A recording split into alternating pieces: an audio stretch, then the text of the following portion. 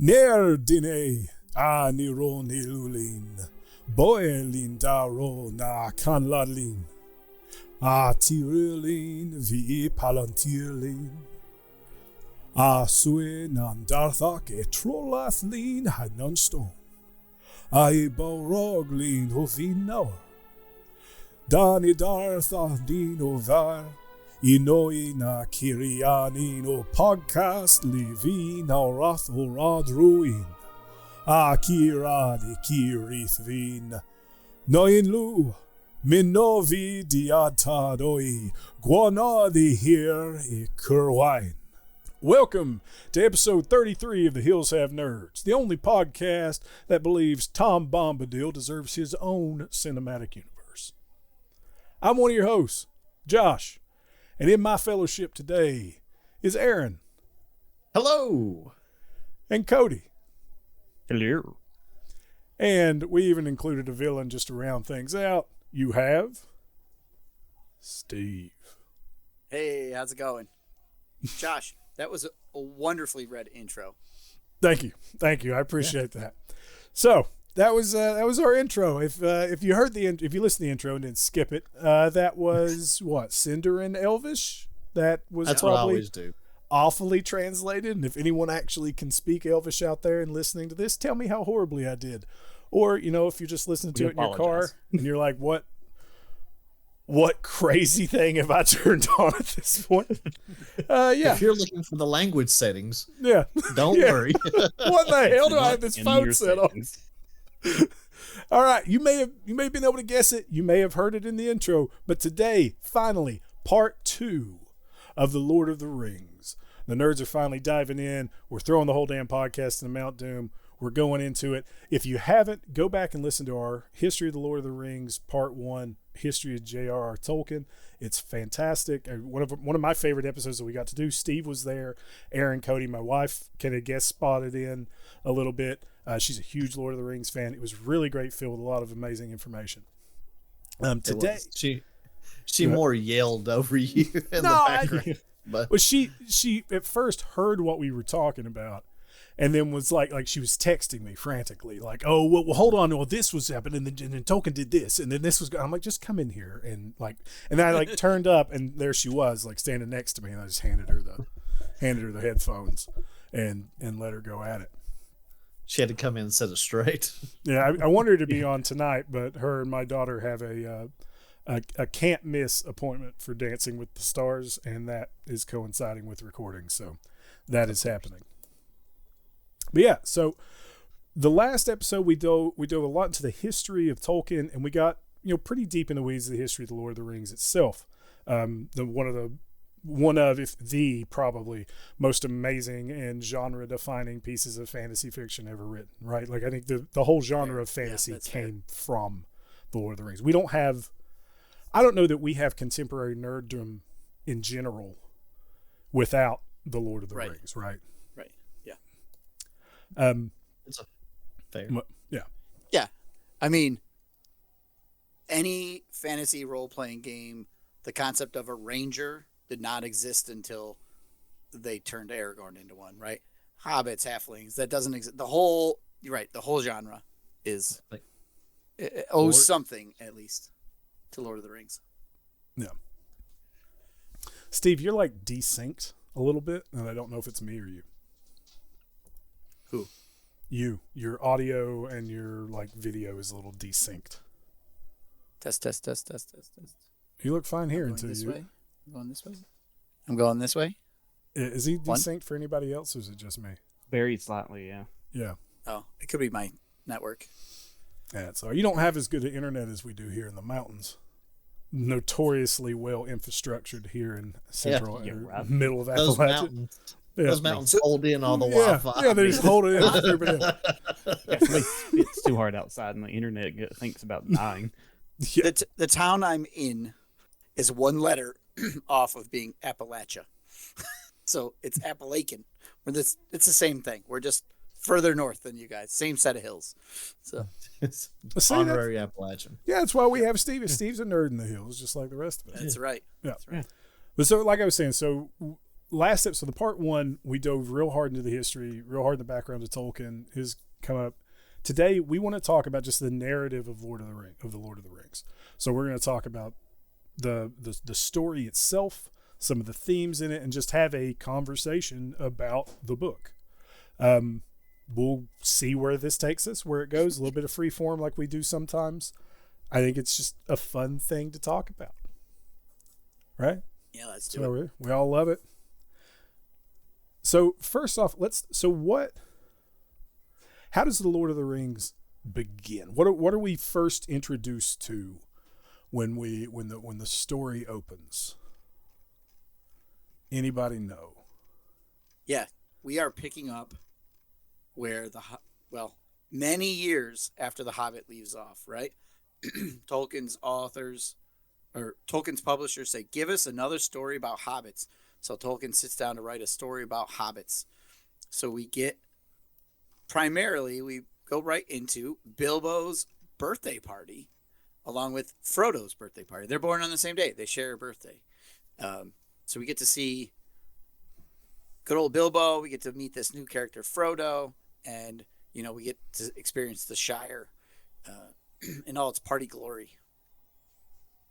And we know Bilbo from The Hobbit, right? The Hobbit started out as a bedtime stories and eventually kind of developed into its own world. And really, I don't know if so much, and I is this like a point of contention in nerd circles? Like, I know everybody looks at Lord of the Rings like this is the thing that built it all, but didn't The Hobbit really build it all at that point?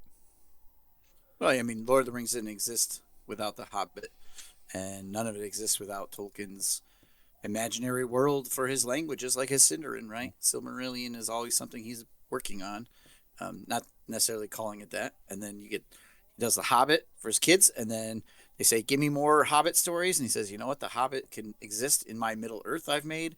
So then we get the Lord of the Rings, and the rest is history, right? So, and we'll see in the story, in the book, in Lord of the Rings, the tone in the early chapters is very much Hobbit tone, right? It's a little more jovial. It's not as serious. And then as the story progresses, we lose that innocence behind us, just the same as the hobbits in the four friends lose their innocence as they travel outside the Shire, and the tone switches to what we consider fantasy novel and, the darker tones and the greater story of Middle Earth. So. All right. Oh yeah. Aaron, were you going to say something, or you just saying Yeah, oh yeah? I was saying oh yeah. Just yeah. Oh yeah. Yeah, sure. 100%. agree. That's good. I was also going to say what Steve said. Yes. Verbatim, actually. Yeah. I had it wrote down right here. I was going to say That's something. Steve exactly what I had wrote down. I was actually looking off of your show notes. I was cheating. I even have Steve says. Yeah. No, Steve says he cheated. Peek behind the curtain. I didn't make show notes for this episode. Yeah. Yeah. So we open up. Do we open up in the books? Because I have not read Lord of the Rings. There's been a hot minute. I said since that read before. it. I have not read Lord of the Rings. Oh I have watched the movies. I've not read it. You remember when I told you that I lied to a girl in middle school that I read it? Oh, yes. Yeah. So Yes. came up to him and was like, well, I can't read. I was also in middle school. I want to point that I was also in middle school. I didn't lie to a middle school girl when I was in Yeah, this wasn't recent. Yikes.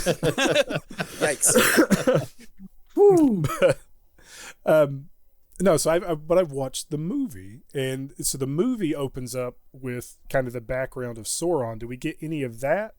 Do we get like a prologue or anything for the book, or is it just smack dab into the? There is a prologue, but the prologue is concerning hobbits. So we get an entire book, like an entire chapter dedicated to hobbits. Okay. That's what this one was about. Hobbits. Yeah. We get kind of a background. He doesn't assume you've read The Hobbit, so he has to give you a little background on what hobbits are, where the Shire is, things along those lines, and then we sort of roll into the birthday party stuff, where you have that scene with in the Gandalf's movies. where Gandalf shows up and he knocks on the door, and Bilbo's like, "No more well wishers," that kind of thing. So Yeah. Keep your little secrets. And So- then they get the fiery dragon with Merry and Pippin fireworks. So yeah, now we have to be careful not to confuse the movies and the books, right? Yeah. Yeah. it's gonna happen. This is gonna be awful. Right. There'll be people screaming in their cars listening to this. So We also get it's not in that prologue. We get a section all about pipeweed too, so which is an interesting Okay. piece, right? Because that's like a very centralized. Like it only exists in the Shire. Pipeweed's not a thing that's really like focused on outside the Shire. So he's more about that in the prologue. What do they grow? What is the shape of the Shire? They have a postal service, that kind of stuff. So. I think Yeah, that's then- why Saruman later refers to it as the halfling's leaf or whatever. Yep.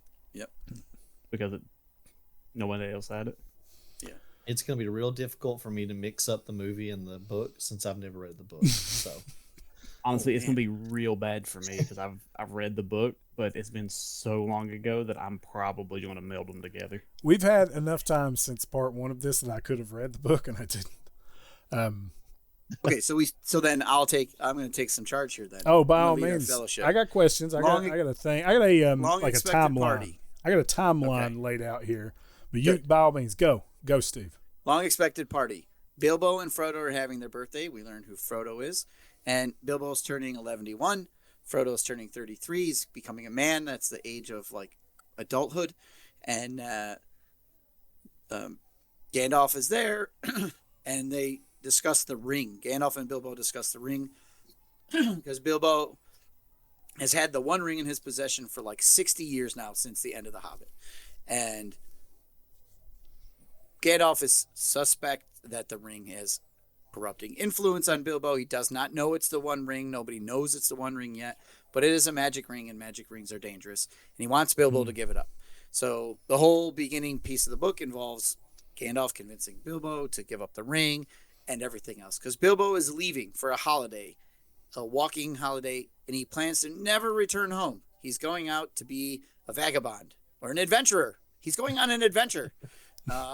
Like you would in any other fantasy story, right? And so he leaves Bag End to Frodo, who is his heir. He's really his nephew, but he doesn't. Bilbo has no kids of his own, and Frodo's parents are dead, and there's a relationship there. So Bilbo's his uncle, and Bilbo's like, "You could have all my stuff," and that makes the Sackville Bagginses very mad, which are other relatives. So Bilbo leaves everything: his land, his property, and the ring to Frodo, with struggle. So that's an important piece because Bilbo is the only person in all of Middle-earth history who is in possession of the One Ring and willingly gives it up. It never happens before and never happens again. Spoiler. Yeah, that is something we should make. There are major spoilers for the Lord of the Rings. Oh, yeah. If you haven't read the book. 80-year-old book. 80-year-old book. When did it come out?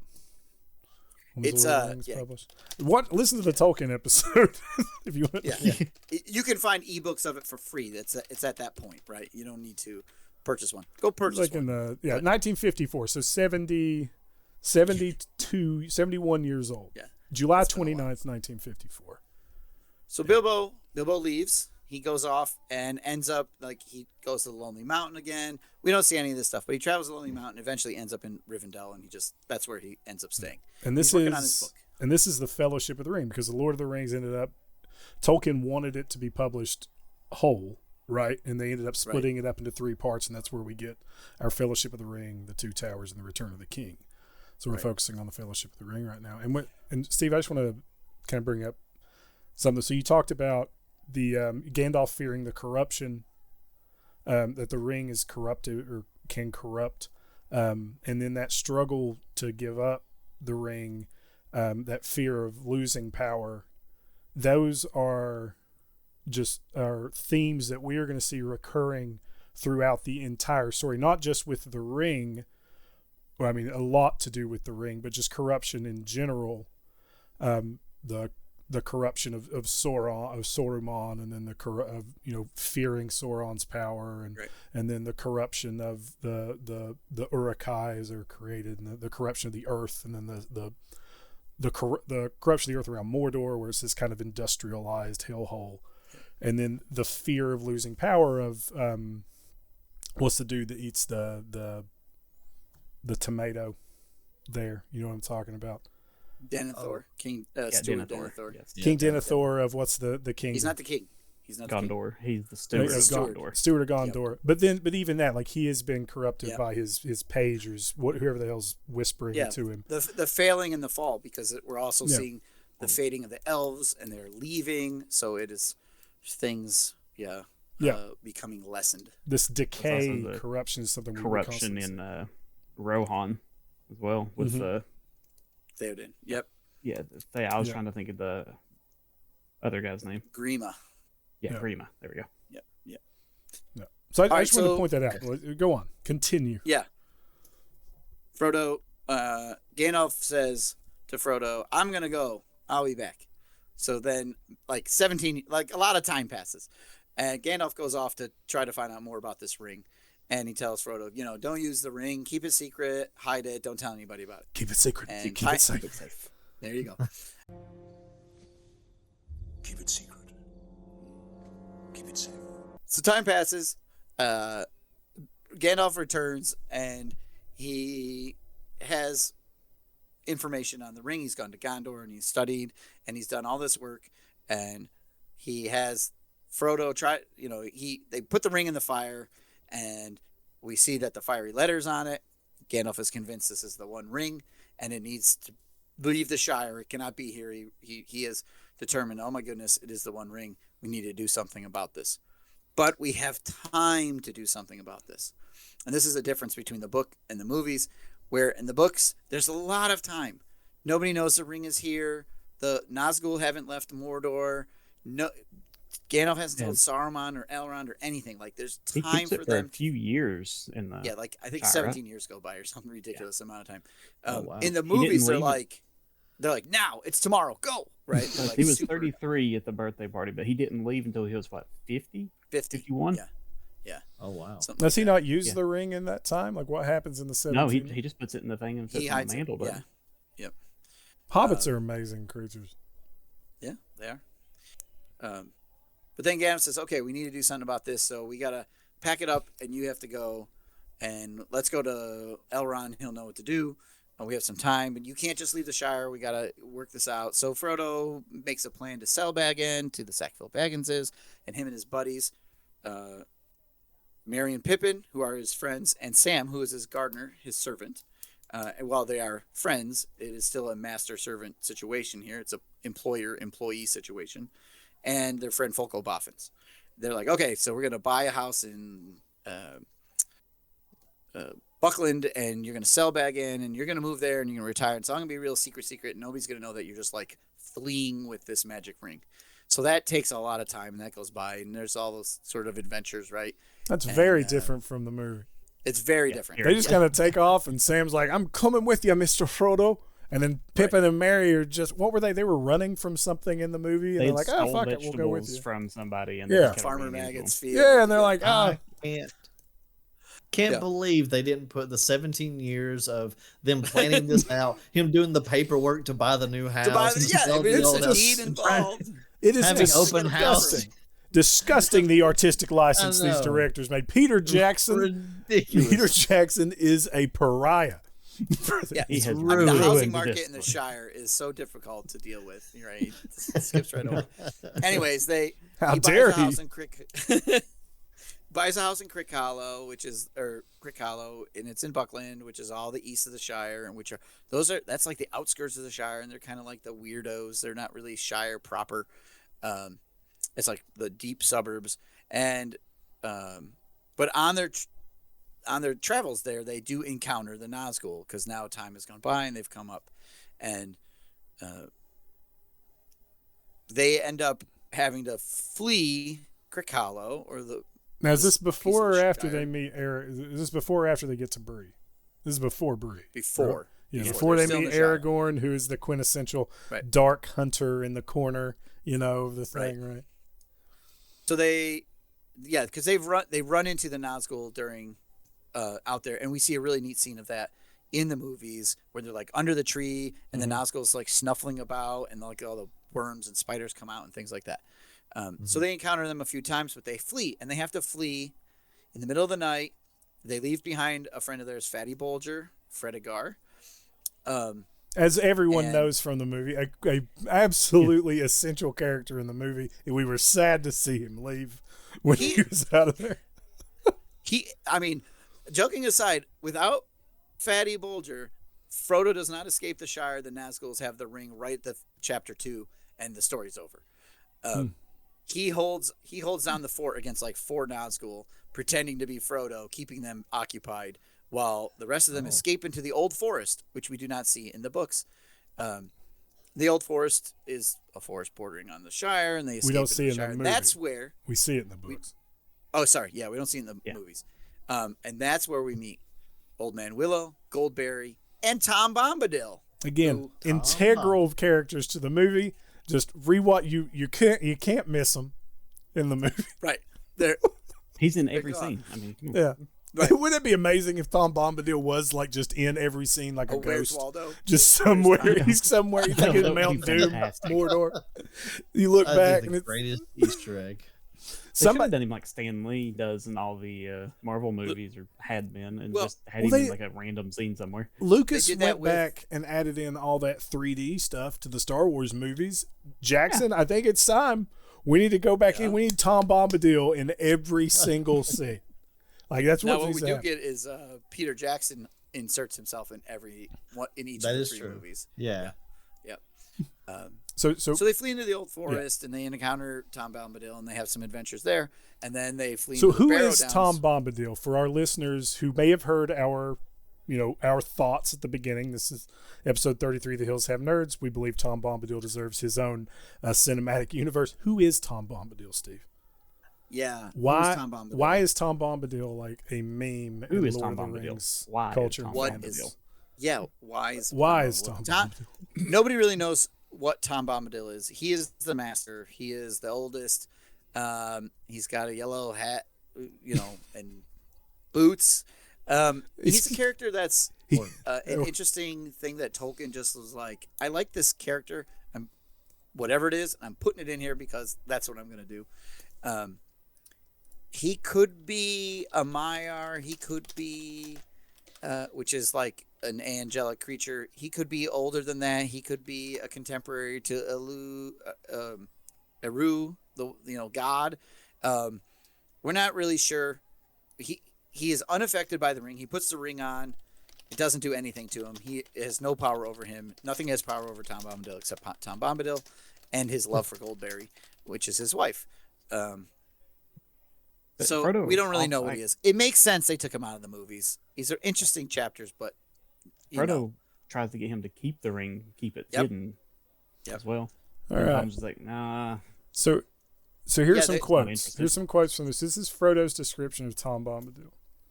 He was dressed in a bright blue coat and a long brown beard, wore a green hat with a red feather. He had a merry face and eyes twinkling with laughter. And on his relationship with the ring, Tom laughed at it, and he was not afraid. Yeah, he can see Frodo when Frodo's wearing it. He puts it on, it doesn't do anything. It's just an interesting character that doesn't fit with a lot of the rest of it. So it makes sense he's not in the movies. It's fine. Well, it's like whenever they left his hut too, didn't they turn around and it was just gone? Like you can only enter his hut if he wants you to. Was that? No, I don't think so. But he takes them out, so they never really come back to it. His house is interesting too, though, because the lawn is clipped, and he has such control and mastery over all of the things around his house that he could probably just make it not be there if they didn't want to see it. But So Yeah. there is It a, may have been something I was thinking. and, It's been a and minute. you all may know this, but I didn't know this until doing a little bit of research for the podcast, is there is a book that was written in 1962 by Tolkien. It is a collection of 16 poems, and it is called The Adventures of Tom Bombadil. Yep. And two of the poems Never read feature that. Tom Bombadil. If I can find one, I'll read one. But I don't have one here. Yeah, he has other ones in there, like the Mulips and the Troll poem, and a few other things are in that. Yeah. Right here. So here is. Damn, that's long. I don't know what we want to do. Yeah, you don't, Yeah. you don't want to. That is. They're long. like little epics. I did read a little bit of it. Yeah. So just this is Tom Bombadil's song. Hey, here. I'll tell you what. Aaron, you read this, or you and Cody. And do it in the proper meter too. Yeah. Okay, I'm gonna send this. I'm gonna send this to you on Facebook, Aaron, and you. I'm posting the podcast chat because if I change Discord right now, it's gonna screw up the recording because I'm. Yeah.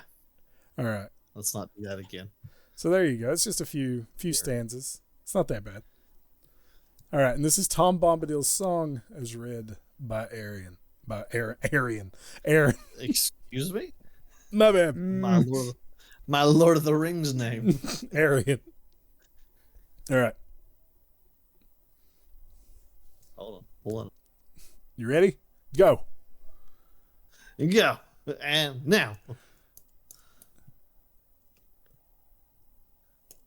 And now. This is great podcast listening, isn't it? He's got it. Your You got editor will fix this. Shit. Yeah. What?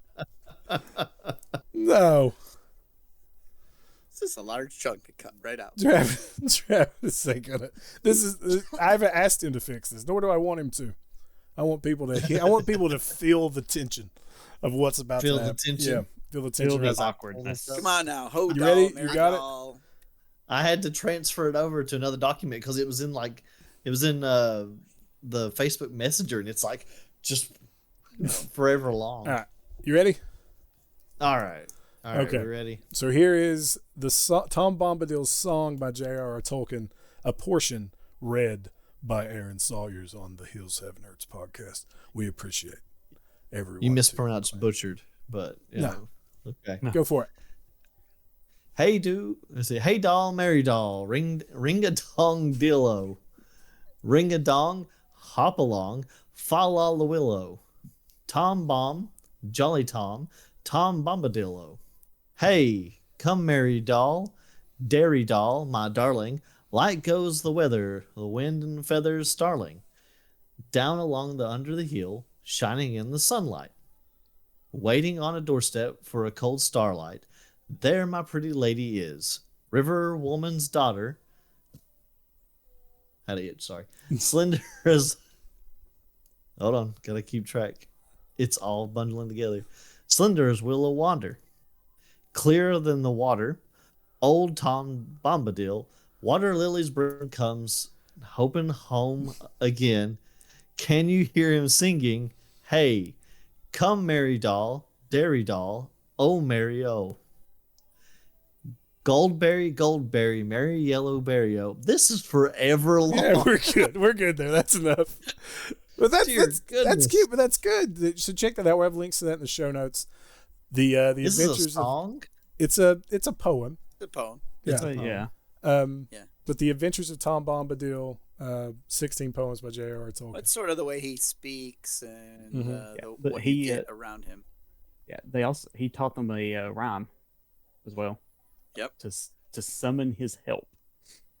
I don't know if it's specifically to summon him. He said summon his help, right? They say Tom Yeah, he shows Bombadil up. 3 times in a bathroom mirror. He shows up. Yeah, you say that and then Bloody Mary and you make them fight. Beetlejuice. Yeah, but no, the By the sound of it, rhyme Tom that he Bombadil's had daughter. was way shorter, and it was just Ho Tom Bombadil, Tom Bombadillo, by water, wood, and hill, by the reed and willow, by fire, sun, and moon, hearken now and hear us. Come, Tom Bombadil, for our need is near us. Now, if we were a good podcast, right now we would have somebody dressed up like Tom Bombadil pop up behind Cody. But we're not. That would be great. That It's would like be the Kool-Aid Man. He just bursts through the wall. You just see my shelf fall over, and he's just Bombadil. Which he does.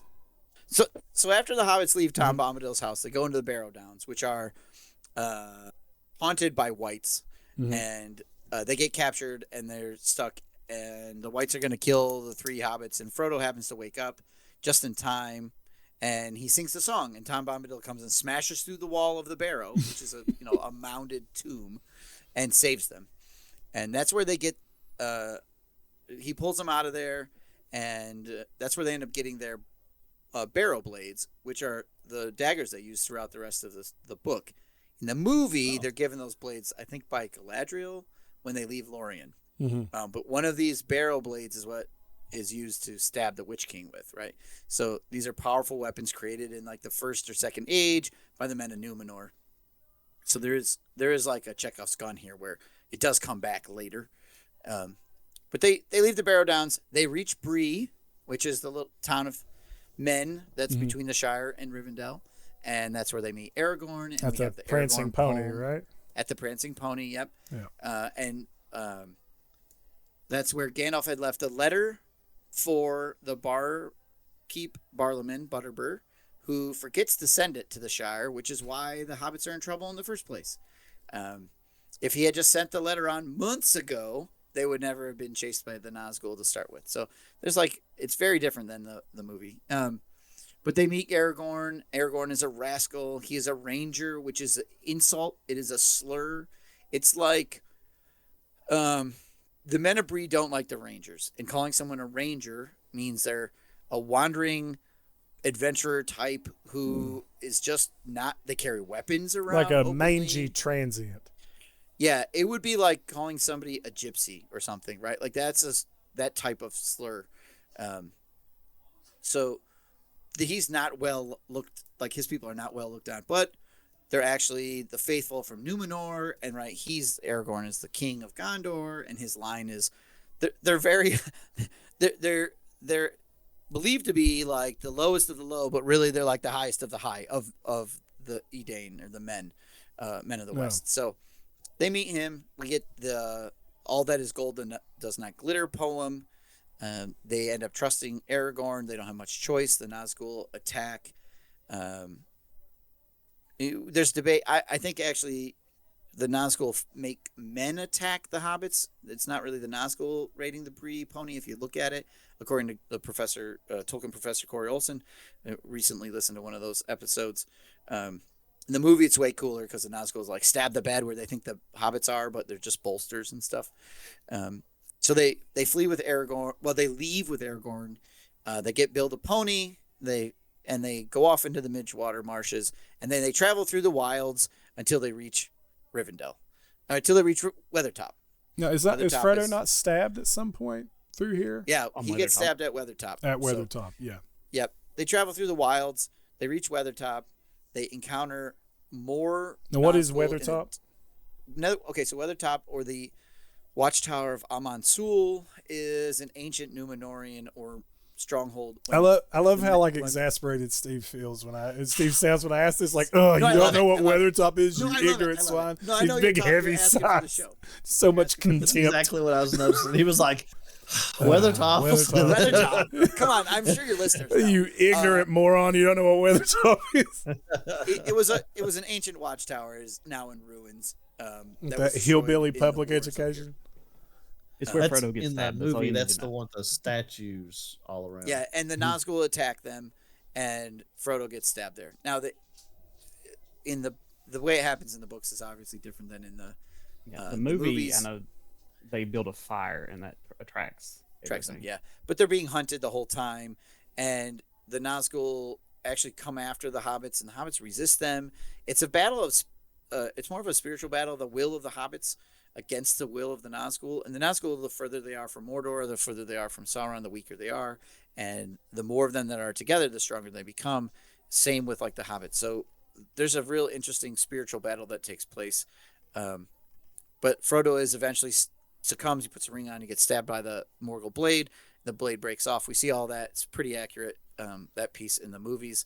And that wound will never heal. Frodo will always feel the effects of that blade. And like a piece is wheedling its way to his heart to kill him, turn him into a wraith, so that he will then take the ring to Sauron himself. And that battle of will, that's another, there we see corruption there again, like Frodo being corrupted by that piece of the blade where it's to return the ring. And then we talked about the battle of will between the hobbits and the ring wraiths, or the Nazgul, sorry. Yep, ring wraiths. But that is an overarching theme that we see constantly through this, is these battles of will, these where we're seeing like these unlikely characters, these small insignificant hobbits that are displaying these massive, powerful, examples of will to overcome these giant obstacles. We see that a ton in this. Yep. So they leave Weathertop and they're making for Rivendell. Somewhere along the way, they meet Bilbo's trolls from the Hobbit. They're stone trolls. And they encounter them, and Sam's all like, "Hey, these are Bilbo's trolls. It's really cool." So it's like a little fan service. I think it's also one of those things for the hobbits to come out and it's like, "Oh, well, Bilbo wasn't lying. These are yeah, right. legitimate stories he was telling." Yeah. They meet Glorfindel, who is an elf lord prince, not Arwen. They just changed the character for the movie, which is great. But Glorfindel is a very powerful Noldor elf who killed a Balrog in the Second Age, or First Age, one of the two. Died and was sent back to Earth so that he could continue doing what he was doing. They encounter him, and he helps them cross the bridge and reach Rivendell instead of Arwen. And in this case, they give you Arwen, which is totally fine. But in the movies, they cross the ford of Bruinen, and we see the really cool scene with the Nazgul go into the water, and then the water rises up like white horses, and it, decloaks them and destroys their mounts and things like that. So, and then Frodo succumbs to the ring, to the wounds. Like, he is moments away from giving in and being done, but luckily he's crossed the ford, and he's saved by Elrond, and he wakes up in Rivendell. Okay, so, and this in Rivendell is where the Fellowship is formed, where one of the key key things of the book happens here. The key thing is just the story is total, where the Fellowship is formed, and then never shall they meet again. Yeah, Close, they have the white. Elrond has his White Council, or he calls his Council of the Ring. It's Gandalf, Aragorn, all the hobbits show up, and then other people happen to arrive in Rivendell or in Ladris at the same time. He doesn't call them, he doesn't summon them. They just show up. Fate puts them there at the right time. Boromir shows up completely unlooked for. Legolas shows up with news from his father, King Thranduil, who's the king of the woodland elves from Mirkwood in the Hobbit stories, because he has information about Gollum, and Gimli and Glowin and his son Gimli come from the Lonely Mountain because they have news that they want to share about agents of Sauron bringing one of the dwarven rings and offering it to them, and problems going on way over in the Lonely Mountain. So everybody just happens to be there. That's another theme is fate, right? Yep. Like fate, and whether whether things are dictated by divine providence or you have free will to determine, right? That Bilbo was meant to find the ring, but Frodo was meant to determine what to do with it. Yeah. Right? Whether it's... So, sorry, go ahead. Yeah, absolutely. And Bilbo calls it luck, and some people call it, providence or fate or destiny.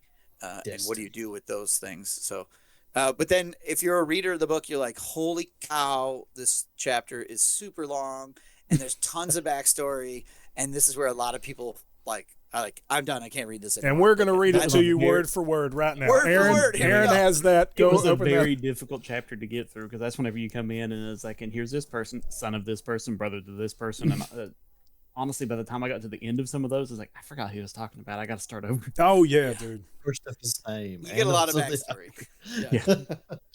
Like I said, I haven't read it, but I've read stories that are dense like that, where it's Behilzaphat begat Jehoshaphat begat Basuvathat begat Basuvathat. It's like, I appreciate the attention to detail. Like, it is a very detailed world, and you can tell that he's put a lot of love into it. But it makes for a difficult read sometimes. Yeah, I had heard that like a lot of the names were a lot of issue with a lot of people reading it, especially with like Strider, Ranger, Aragon. Like different people call him different names, so it's like a struggle to tell who they're talking to.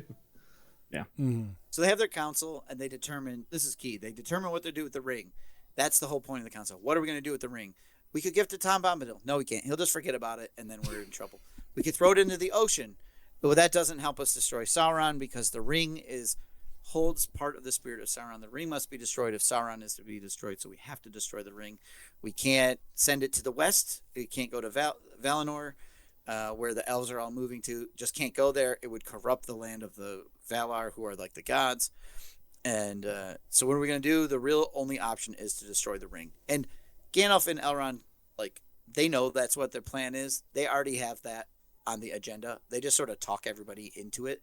It's like Inception. They're like, trick them into thinking that they came up with the idea, even though they're really, like, that's the whole plan. So then, what a great idea, guys. Yeah, I'm glad I thought of that. The only one who's really against that is Boromir, because he's like, you do not just simply walk into Mordor, right? And there's the whole scene and with the memes and everything. Right. Yeah. Okay. But they decide they're going to destroy the ring, and that Frodo will be the ring bearer. That's also part of it. He will bear the ring to Mordor to destroy the ring. Or they don't really... It's interesting. He doesn't take an oath or force him to destroy the ring, but the oath is sort of like, he will not give it to anybody else or let Sauron have it. And you'll do your best to do this, but at which he does. He bears the ring all the way to Mordor, and then, then some problems at the end. But then the company is formed, and the only person out of all, there's 9 of them, right? So we have Frodo and Sam, his servant, who pledges to go with Frodo the whole way. That's Sam's only purpose, is to serve Frodo, do what he can. And then Gandalf says, I'll go with you too, because that's my whole purpose is to defeat Sauron, so I'm going to go as well. And then Aragorn and Boromir are going to Minas Tirith. They're going to Gondor, which is the human civilization that borders Mordor. Aragorn says, and this is very, very different than the movies, which is where some problems are. Aragorn says, I am going to go to Gondor and reclaim my kingship. It is time. I am the king of Gondor, and I'm going to go do it. And Boromir's like, yeah, that's why I came here, because I had a dream, and it said I'd find you, and you're going to come with me, and you're going to be the new king. And there's some, tension there. Whatever. That's very different than the movie. It's very different. Yeah, that is because in the movies, he is the reluctant hero. I don't know, my heritage is, I don't know if I can live up to the hype. Mm-hmm. And in the books, he's like, I am the hype. I'm the shit. I'm coming down there, and I'm going to lead it. So he has no plan to go with Frodo to Mordor, but the path lies together 95%. That paints Aragorn in a much different light. Yep. Like, and he's not arrogant about it, but his purpose is, this is the time for my people to step forward. This is my time to claim my heritage. I've been to Gondor before in disguise. I'm going down there. I've reforged the sword that cut the ring from Sauron's hand. Boromir came, the son of the steward came here looking for me. I'm going to go back with him. And we're going to fight Sauron, and we're going to defeat Mordor. So yeah, it is different than the movies. I kind of like the movie edition, because that one, it's like, I've been hanging out with this elf chick for a while, but time for me to be king. Yeah. Well, and Elrond, the elf chick's dad, says, you cannot marry my elven daughter unless you are both the king of Gondor and Arnor, United Kingdom. So so he's doing it to get laid. Oh, okay. Yeah, he's like, the only way I can marry her is Okay. if I am the king. Yeah. So here we go. Right. This yeah, is- all Never for mind. love. All is forgiven. I'm sorry. Okay. Well, yeah, we can all get behind that, right? We've all done some crazy stuff for that,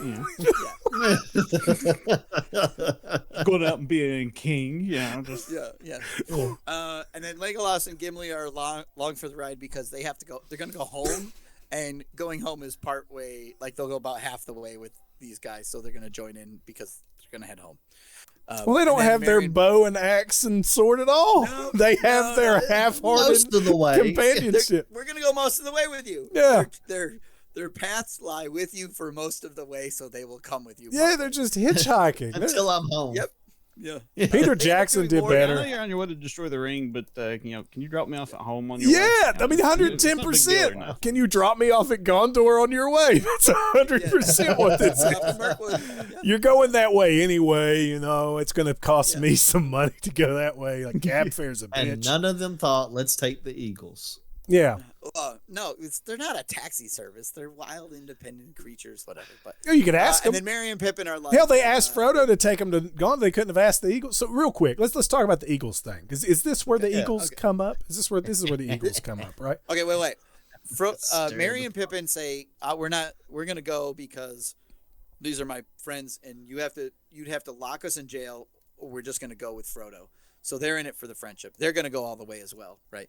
No. So now you have your 9, and they're gonna walk there because the bad guys ride stuff. So now we can talk about the Eagles. We need to Why be don't on the we just same take level as the Eagles? bad guys, so that way the plot can thicken.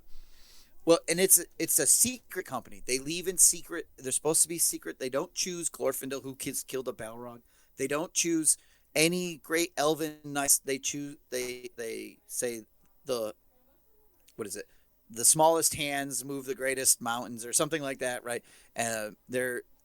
They want to go in secret. They're going to trust the friendship and the will of the hobbits and all these other things, instead of just sending an armed force of the biggest, baddest guys they have. I think they're because using that these will draw hobbits. Sauron's attention. I right? guess. I And mean, then- maybe. Yep. Yeah, that's the whole council. So So where do the I Eagles? still think, Yeah. Sorry. Go ahead there. secret, been real secret, and them flying over, just straight path, fly right over, right to Yeah. Mount Doom. okay, so talk about the Eagles. First off, the Eagles are not. They're not tamed beasts, right? They're not horses. Well, hear me out. So let's do this for the listeners. When do the Eagles come in? Is this when the Eagles come in? I can't remember exactly. They do not come into Lord of the Rings until the very, very, very, very end, when there's like a They're battle at the happening. end of the Hobbit. They come into the Hobbit. They swoop into the Hobbit, and they Okay. are part of the Battle of Five Armies, and they will swoop in at the very end and scoop up Frodo and Sam off of Mount Doom as it's imploding volcanically, and fly them back Spoiler. a little ways. So, Well, we already said a little spoilers. Partially, what was the thing that the Witch King rode? The The dragon. fell beasts. Yeah. The fell beasts. Like, those can fly, and I don't know that the Eagles actually want to fight those. Yeah, I think they end up maybe fighting them a little, but when we do see an eagle rescues Gandalf from the top of Yeah. Isengard, because he does get trapped, which is one reason he's not there when Frodo's traveling from the Shire to. And we'll get into that in a minute. But so why didn't they take the Eagles? What were you saying about the Okay. Eagles? They're Right, people. they're not Eagles are tamed people beasts. too. They're not team based.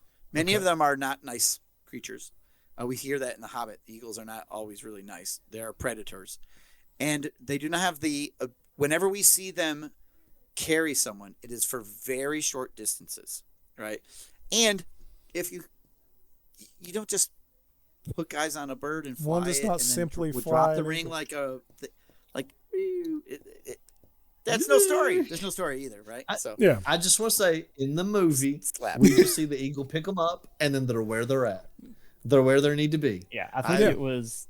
I think the idea was that they pick them up, fly them off of the volcano, and set them just outside where safety outside. is, so other people can take them. It's just And we're seeing. Yeah, and in The Hobbit, they scoop the dwarves up off of. They're being attacked by the goblins and the wolves, and there's fire and stuff, and they scoop them out of the tree, and they fly them back to their eyrie, which is like 2 minutes away, right? They like swoop them, and then they take them from their eyrie and they drop them off on the Carrack, which is again very short distance, and nobody wants to be on the Eagles. The Eagles don't want to be doing it. They're just not. They're not a taxi service. They're not like an Uber. You don't just call No. Middle Earth Uber and Thorondor the Eagle shows up and you climb on. So, I did and see a you can't. comment You have one to try to time. convince them to do it too, right? Major That's the plot other hole. thing. Major plot hole. Story's ruined. But anyway, so You're let a plot I hole. did, let see, go ahead. oh, Eric. What were I you did, I saying? did see a comic one time. It was actually doing that. They were flying the eagles, and like Frodo was like, "Why don't we take these all the way?" And then one reaches up and eats one of the other guys, Right. and he's like, "You know what? Some good old walking will do us good." Yeah. Yeah. Like, you know what? Fair enough. So So okay, so the fellowship is put together. They move forward. They get their they have to go through Moria, right? That's the ancient home of the dwarves, right? Yeah. Yeah. So they. Sorry, I lost track of where I was. Oh, you're good. Trying to get through fellowship because we got two towers and all right. things. They leave Rivendell altogether. They travel south and they have some adventures along the way, and they come to the doors of Moria, which is the greatest dwarf home, and that's where we see the Watcher in the Water, which is an ancient beast that's underneath the water. Great scene in the movies. There's the magic doors, and Gandalf can't get them open. It's like a riddle: speak, friend, and enter. And he says, "Melon." Finally, it opens up, and then they go in, and the Watcher tentacle beast attacks them, and they all go in there, and it pulls the doors down, and they're trapped inside of Moria, which takes 4 days to travel from one side to the other underground in an orc-infested cavern. Why do they have the eagles flying through Moria? Right. Well, okay. Yeah, they can fly through underground cave. Yeah. Underground. Why do they have like giant bats flying? Giant bats. Yeah. Yes. And then Legolas can hang on them, like at the end of the Hobbit movie, and fly around. So they're stuck inside Moria, which is where Mithril Silver comes from, which is like the ancient dwarf home. It's amazing. They're in there for days. That's where we see, Pippin knocks a thing down a well, and then we have all these orcs, and they sneak through for the most part, and they get all the way to the east side, and then that's when they encounter trouble. They encounter the Chamber of Marzubul, which is where Balin is entombed. Balin's from the Hobbit, and he's the uncle for Gimli, who is part of the Fellowship, and they cause a ruckus, and the orcs that are there wake up and come and give them a problem, and they have a cave troll, which everybody knows that quote, right? And that's where they also encounter the Balrog. They do some fancy footwork, and they have to flee from the Balrog. You guys know what a Balrog is. Yeah, so for our listeners, tell them what a Balrog is. I thought maybe someone else would want to. What, anybody know Balrog. What's a Balrog, Cody? I know it was a demon, but they had what? Yeah, a demon of the ancient world, right? It's a demon of the ancient world. They had, 7 of them originally, and they have, I don't know about 3 or the numbers. 4 accounted for by the end of the series. Yeah, so the Balrogs are like demons of smoke and fire, right? Ancient creatures. They're technically Maiar, which puts them on the same level as Sauron or Gandalf, sort of. Oh. Like he's a weird version of the Maiar, but they are fire spirits that are probably born when the world was born. And this one has been asleep in the bottom of Moria, and they woke it up. The dwarves woke it up, digging for their mithril silver, and it attacks the Fellowship, and they run like crazy. So that's what it was. What Morgoth had. Right, Morgoth had a whole slew of them. Yeah, he corrupted these spirits. Yeah. Now, so the Balrog that's there, that's the reason Moria is a graveyard, right? It's because of the Balrog.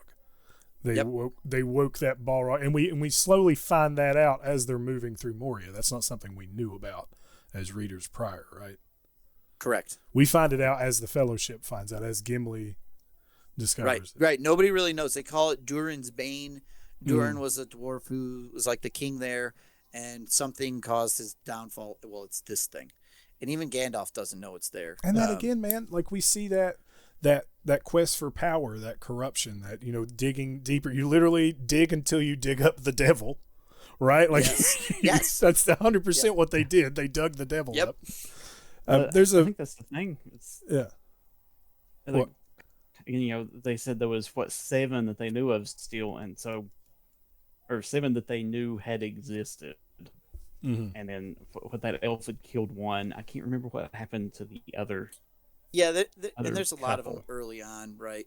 In like the first age where it's different, and there's the 7 rings, right? So you might be confusing with that too a little bit, but they face this Balrog. I'd have to look it up again. I can't remember the exact number, but they said that there was rare. like 3 or 4 that was still unaccounted for that they didn't know where were. Right. They face this Balrog. Right. So they face this Balrog. They run like crazy. They cross the narrow bridge. Gandalf turns around to face it, and he's like, you guys run away. It is a foe beyond any of you. Flee, you fools, right? Whatever. He stands on the bridge.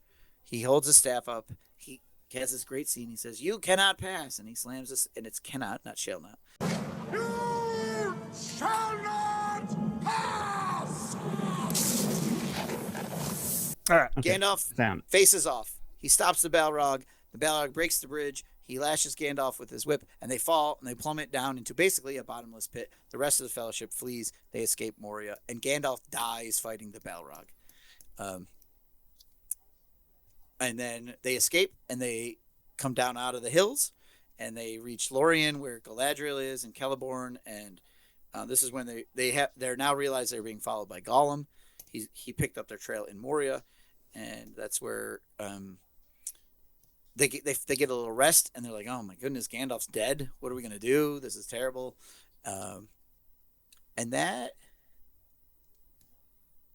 that's not the end of Fellowship. Okay, Right, because they Yeah, go. The Fellowship. Go ahead. No, you Cody. continue. No, you're good. I was going to say the Fellowship ended on basically the breaking of the Fellowship. Yeah, when they separate, because Boromir still has to try to take the ring from Frodo, right? Like we still. yeah. Like now, Boromir tries to this is- take the ring at some point. Go ahead. Yeah. Galadriel says, Galadriel's a super powerful elf. And she's like, "Give me the ring." Frodo's like, "I'll give you the ring." And she's like, "Oh, I could take the ring." And you set up a Dark Queen. And she passes the test and doesn't take the ring. And then they leave Lothlorien, which is like the last like true elvendom home kind of thing. And they go down the river and they reach Tolbrandir, which is a little island in the middle of the Lake Rauros above the falls. And that's where we have the breaking of the Fellowship.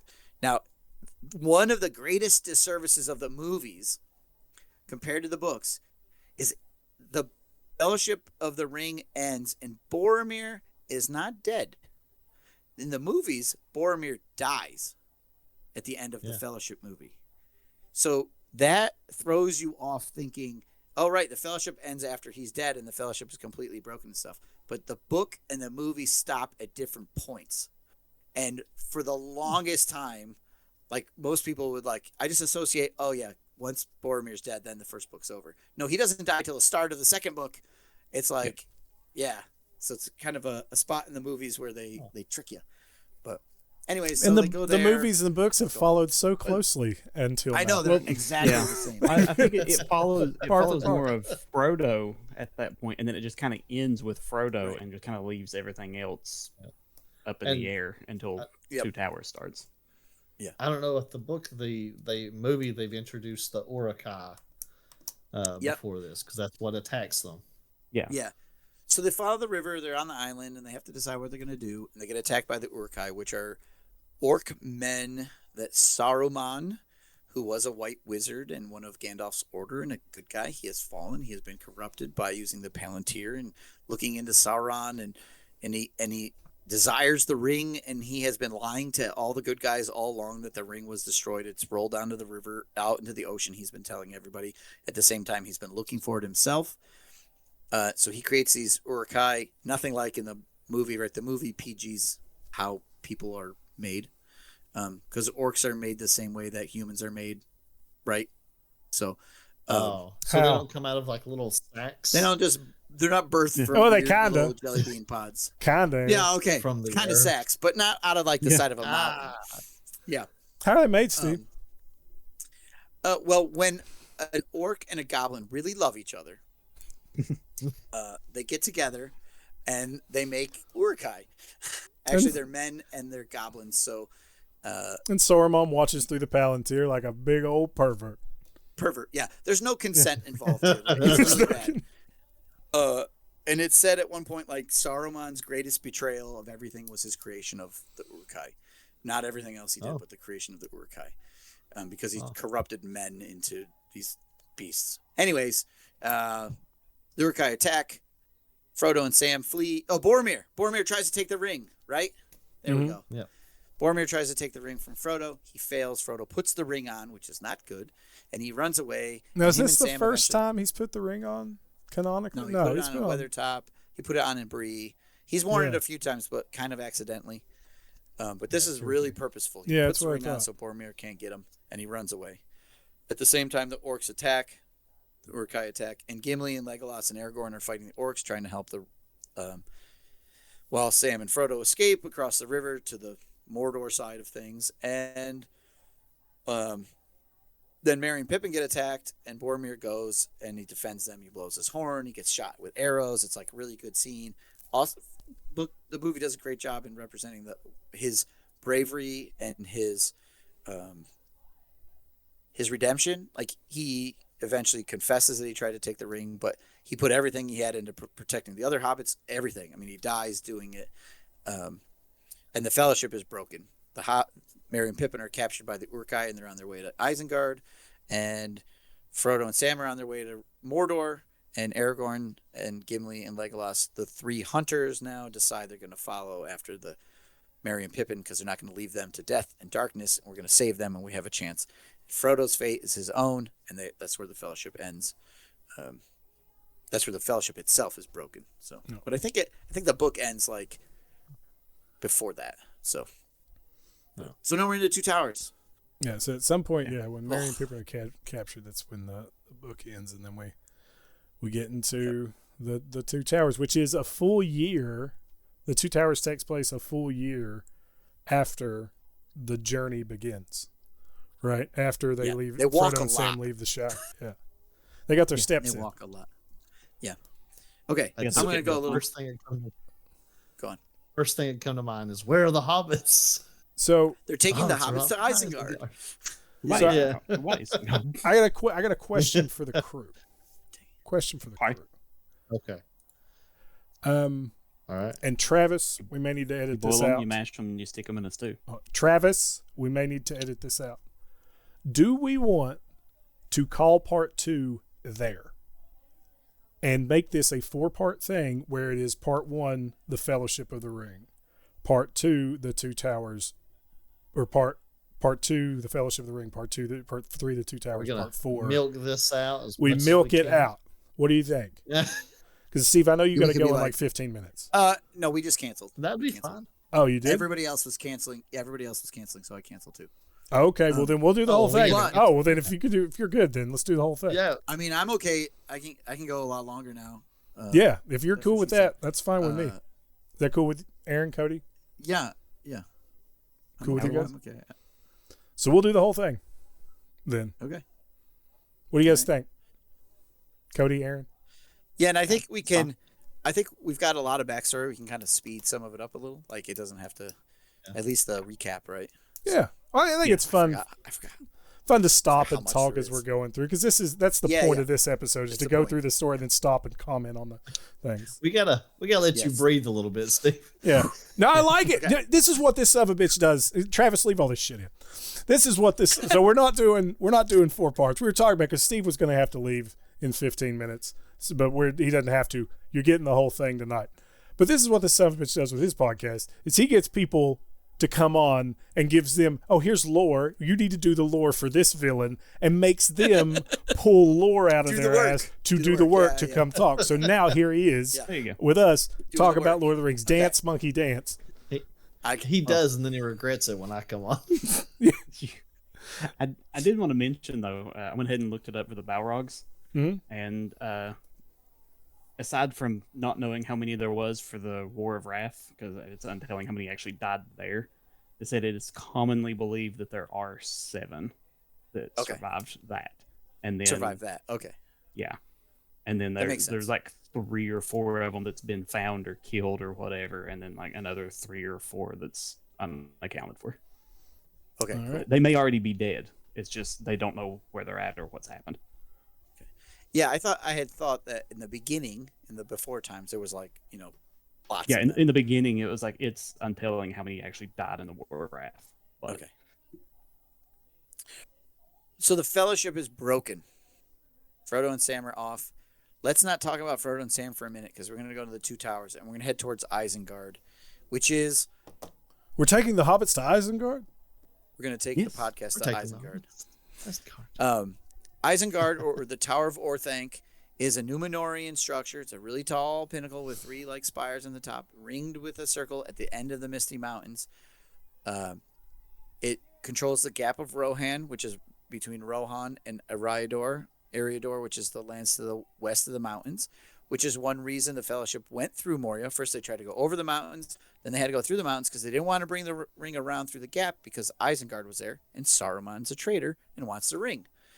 So this is where Saruman is. This is where his Uruk-hai are, and this is where the Dunlingdons are. Dunland is just to the left. The hill lands and these hill people have a hatred for the Rohirrim, who push them out of their lands. The Rohirrim originally come from the Anduin Vale, up where Beorn is, and like between the mountains and Mirkwood, in like Hobbit area, but they come down and they help Gondor at one point, and Gondor gives them the land of Kenilhardon, something like that. Camel-hardon? And Camel-hardon, and they Is rename that what it you Rohan. just said?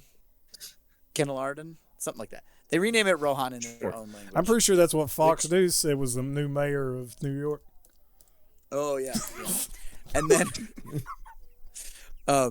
so the Uruk-hai are traveling west, across the plains of Rohan, south of the forest of Fangorn, heading to Isengard, and they have Merry and Pippin with them, and our 3 hunters, Aragorn, Gimli, and Legolas, are chasing. They're giving chase. Partway, the Rohirrim encounter the Uruk-hai and slaughter a bunch of them. And this is Éomer and his Eored, which is like the term for his however many riders he has, his platooners, patrollers, legion of men. They're technically outlaws at this point, but they kill all the Uruk-hai, and they think that they've killed the hobbits. Aragorn, the 3 hunters find the remains. They discover that Merry and Pippin have escaped into Fangorn, which is where we meet Treebeard, the Ent, which is really cool. Yeah. Right? Like the big tree people and stuff. Yeah, Groot. Good call. Call it bigger than Groot, actually. So Merry and Pippin escape into Fangorn, and that's where the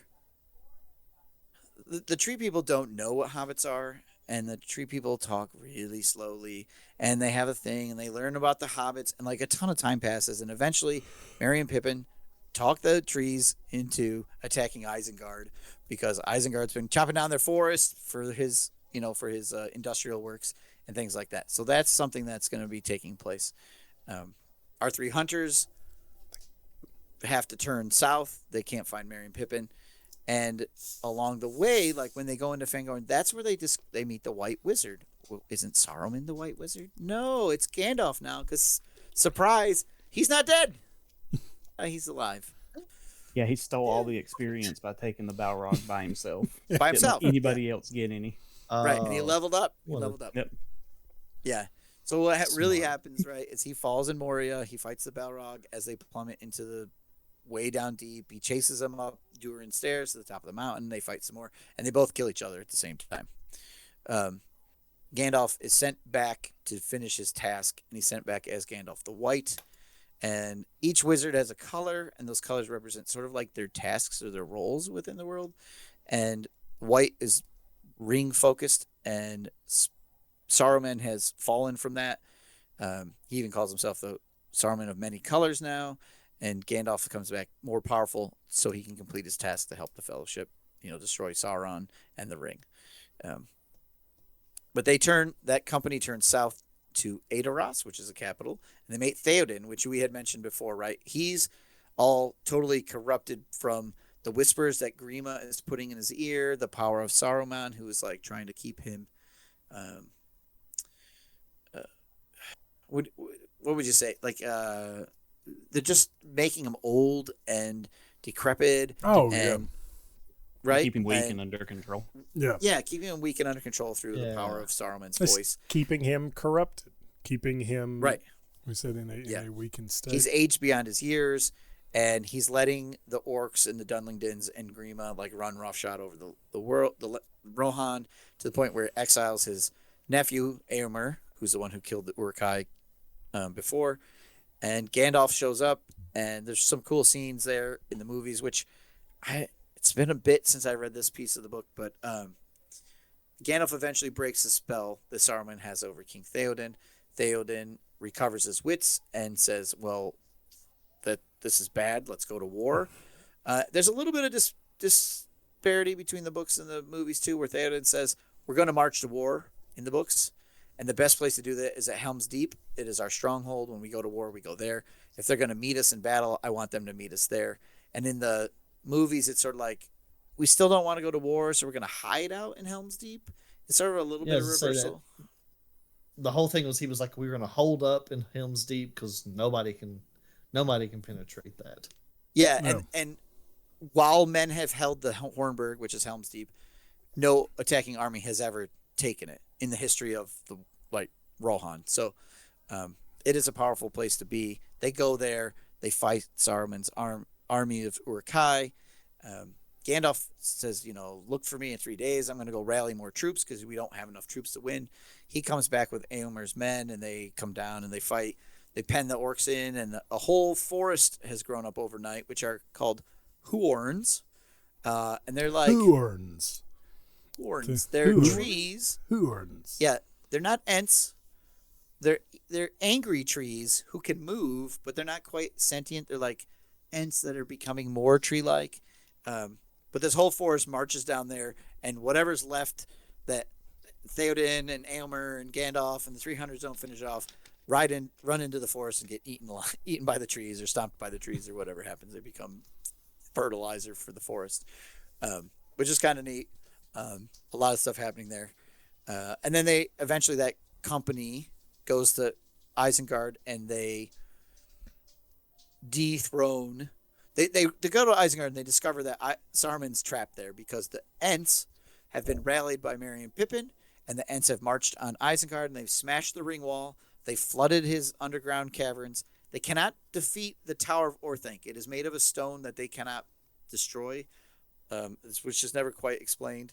But he's trapped there, him and Grima, and somehow a Palantir comes out and they scoop that up. A Palantir, a seeing stone. Like Grima goes to throw something at one of them and he throws a Palantir. He grabs whatever's closest and he's like, here, the most valuable object in the whole tower. I'm going to try to hit Gandalf in the head with it. And he doesn't. It's like a crystal Gandalf, ball, right? Like the Palantir. Right, if anybody does, it's like the crystal ball, Essentially, the thing they're swirling around, the sight beyond sight, all that stuff. Yeah. And in the in movie, this case, it's there's just a crystal ball. yes. It is an evil object. A Palantir is an evil object. Just in case that's pertinent for anything going on in the real world, Palantir is an evil object. Oh yeah. Just saying. So that just reminds me of I think I seen.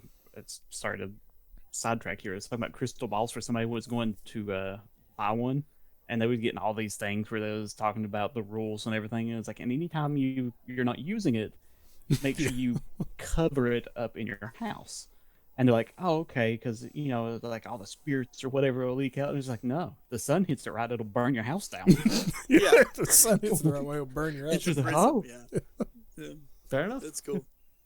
Yeah, there's technically, I think, 7 seeing stones. There's like one in Gondor, one at Minas Tirith, Osgiliath. There's a bunch of them. There was one at Weathertop a long time ago. And Sauron has one, and he's using them to corrupt those who gaze into them. Denethor, Saruman. We don't know who else. As he does. As he does, which is his want. Gandalf gives Saruman a chance to repent and redeem himself and make good on his original promises to be, the White Wizard. And Saruman says, no, I refuse. And he's real spiteful and everything. But Gandalf, Gandalf sets the Ents and Treebeard and his guys to keep watch on him. And he stays in prison there. In the movies, I believe he falls from the tower and lands on a spike because that's what happens to bad guys. They fall off of tall things and land on a spike. Yeah. But he doesn't die until like, well. yeah, he doesn't die again stabbed until like way later. Oh. Yeah, Grima stabs him, right? Yeah, Grima That stabs doesn't him in the happen. back and shoves him off the tower. But Right. Yeah, we're like a book and a half away from when he actually does that. So there's that. Yay. They did that quick. And then on the other, They got rid of Christopher Lee fast in the movie. They're like, we can't afford you. he was we tired gotta of being there. Yeah, They were we tired can't of pay paying this him. guy. Peter Jackson This just is tired stabs of him, pushes him off. All right, we're done with that. we're done with you. Craft Services is over there. It's like, I'm done with So this the- paycheck, man. So that group returns to Aedoras with Theoden, and they're like, "What are we gonna do? We gotta help Gondor." we're gonna have to muster some troops, but we'll pause like here with this group, and we'll go way over to the east. Frodo and Sam, and they have to go through the Emmy-Muil, which is a labyrinth of razor-sharp rocks, according to Gimli. And they're on their way to Mordor. Gollum finds them. They tame Gollum by making him swear on the ring. Who is Gollum? For our readers, for our listeners, if anybody's never listened, this is who is Gollum. A very terrible game, apparently. Yeah, that's what I've heard. True. That's what I've heard. Yeah. Yeah, truly bad. Yeah. So Gollum used to be a river folk. He was like a proto-hobbit. His people. His cousin Deagle finds the ring in the bottom of the river because it had fallen there after Isildur had cut it from Sauron's finger. Okay, so Sauron makes the ring. He gets it cut from his finger, and Isildur takes it. Isildur is going north because he's the king of Arnor in the north. He's returning home, and he gets ambushed by orcs, and he gets shot in the river as he's trying to swim across with the invisible ring on, and the ring falls off of his finger, or it falls off of his finger first, then they see him, and they shoot him dead. And then it lays in the bottom of the Anduin River for 600 years, or a crazy amount of time, an insane amount of time. And this is one of the things that kind of leads to the suggestion that the ring is somewhat sentient. Right? Because is that it put itself there to be found by Gollum, to be... It slipped from his from Isildur's finger. It lets itself be found. It influences the user because it wants to return to Sauron, right? It wants to return to its master. Now that's anyway, never, Deagle, is that ever like just explicitly stated? There's enough comments that you would... In the movies, yes. Yeah. Because it's what, the Galadriel is narrating the beginning? Yep. Or is that just... Well, and Gandalf says things like that too in the movies. Yeah. Mm-hmm. It's written enough that you don't have to read too far between the lines. Mm-hmm. I think sometimes people attribute the ring's sentience. It's not like truly sentient, but the ring's influence sometimes more than it really is happening. Because when it does happen, and it's fairly obvious, and then there's other times you're like, oh, it could be the ring doing it, and you're not sure. So, yeah. Anyways, Deagle finds the ring in the bottom of the river. Smeagol kills Deagle and takes the ring, and then takes that ring, uses it to spy on his people and do all sorts of bad things. Eventually hides in under the Misty Mountains and turns into Gollum because he possesses the ring. He possesses the ring for like 600 years. It corrupts him down to that weird, creepy, bony thing with the big eyes, with some serious bipolar disorder where he's talking to himself. He refers to himself in the first person, right? My precious. And the ring is his for a very, very long time until Bilbo happens to come along and find it because the ring slips from Gollum's finger. And Bilbo picks it up, right? So as we see, nobody ever gives it up willingly until Bilbo does at the beginning of The Lord of the Rings. Now, do we think that I know we've had mentions of the ring has this sentience or has this kind, but does the ring have this kind of omniscience where it can almost see the future? Like, did it drop into the water knowing Gollum was going to pick it up, or did it know it was putting itself in an advantageous position to be picked up by something? Yeah, I would say it there are agents of Sauron about, so it slips off Isildur's finger in hopes that they would pick it up, so it could be returned, and then it sits there, right? But what about it plays on luck and providence as well. I don't know exactly. I mean, it can't see the future. It is still just a ring. Is it though? Is it? It is the one ring. It is the ring. It's the ring to end all rings. The binding ring. Yeah. Yeah, Steve, tell us the details, inner working minds of... Well, it's it's conversation for the podcast, damn it. Like, I'm just, God forbid we not just listen to Steve recite the Lord of the Rings. Please, let us talk. Yeah. Yeah. I don't know. Story time with Steve. I think certain things must be going on around it. I mean, it's that it can feel the pull, or something's happening for it where it's, purposefully losing itself from Gollum. Like, why does it fall off Gollum's finger at that moment when Bilbo is coming by and happens to find it, right? What are the chances Bilbo just puts his hand down on it? So it's some of these things might be like Bilbo Gollum loses the ring, not for evil purposes, but so Bilbo could find it. It slips from Gollum's fingers because, let's call it Iluvatar or Eru or destiny for the good guys is at play, and it falls off his finger. You know, you could have it where like the ring is sentient, and Iluvatar or whatever is making the ring think, oh, there's something else coming by. Gollum's not left this cave in 500 some years. Right. This other creature will take you on somewhere else and have a better shot. Yeah, I think that sort of stuff. I mean, yeah, it's never explicitly written out, so we will debate it forever, I think. Well, I think Cody's like, They I talk gotta about- agree with Cody on that. Sorry, go ahead there. They talk about Sauron's soul it being in the ring. So, Yep. I mean, nothing said it couldn't be sentient enough to him controlling things. I'm sorry, Cody. I got a text from her about feeding the dog, but I was making sure my dog had eaten today. Terrible dog brand. But you mentioned that Gollum had been in that cave for God knows how long, right? With the ring, and so sensing the presence of something else, the ring finally sensing the presence of something else, the ring broke itself from Gollum to try to give itself a chance to get out of that cave. Right? Yeah. Is that what you said?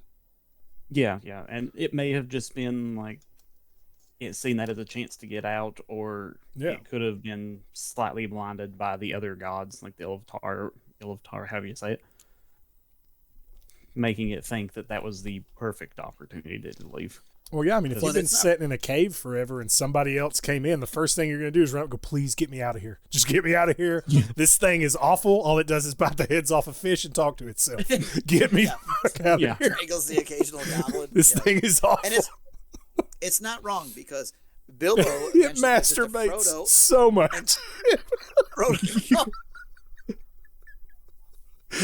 All it does so much, and so furiously. It's so bad to itself. It hurts itself. It hurts It's itself in its smashed. confusion. It's a Pokemon. It hurts. Oh God. It hurts itself in its confusion. Please. That reminds me of that. What was it? Aquatine Hunger Force, the robotic ghost of Christmas past from the future. When they sell Carl's house gets haunted by the robot ghost of Christmas past from the future, and it comes out all the time with this smoke and fog, and it goes millions and millions of years ago, before the dawn of man, and then like it makes like the walls bleed and stuff. And so Carl moves out of his house, and they sell it to Glenn Danzig. And the ghost comes next door, and he's like, "You gotta get him out of there. All he does is yell all the time, and he never wears a shirt." And Glenn Danzig comes over, and he goes, "You better get back in that effing house and make those effing walls bleed right now." That's funny. Good deal. Yeah. There you go. That's good Lord of the Rings adjacent content. Aquatine Hunger Force. Yeah, sure. Yeah. Aquatine, Oh, okay. 100%. So anyway, ring sentient. It picked Bilbo, so on and so forth. It knows what it's doing. Where were we at? Frodo and Sam, and now Gollum, who is Yep. pledged to help Frodo based on the ring, because Gollum wants the ring back, and it's biding its time.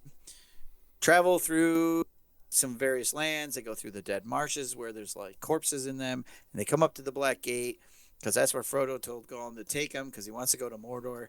And they look at the Black Gate, and Frodo's like, "Oh hell no, I cannot go through there. It's never gonna happen." Right? The Black Gate is this massive gate that opens into Mordor, and it's just guarded day and night, ceaselessly, whatever. So they Now, don't is have any this chance. is this So Frodo- before or after Shelob? Before. Okay. Yep. So then he's like, "Well, I need to get into Mordor," and Gollum's like, "Well, I know a way." And Yeah. it's Oh, Shelob's yeah. way. So this is Yes. So they're like, "All right, take me that way then." So Gollum's like, "All right, great, because if I take them to Shelob, who's this giant spider, she'll kill Frodo, and I can get the ring off his corpse, or when she's done picking through his bones." Yeah. So they travel south through Ithilien, and they meet Faramir, who is Boromir's brother.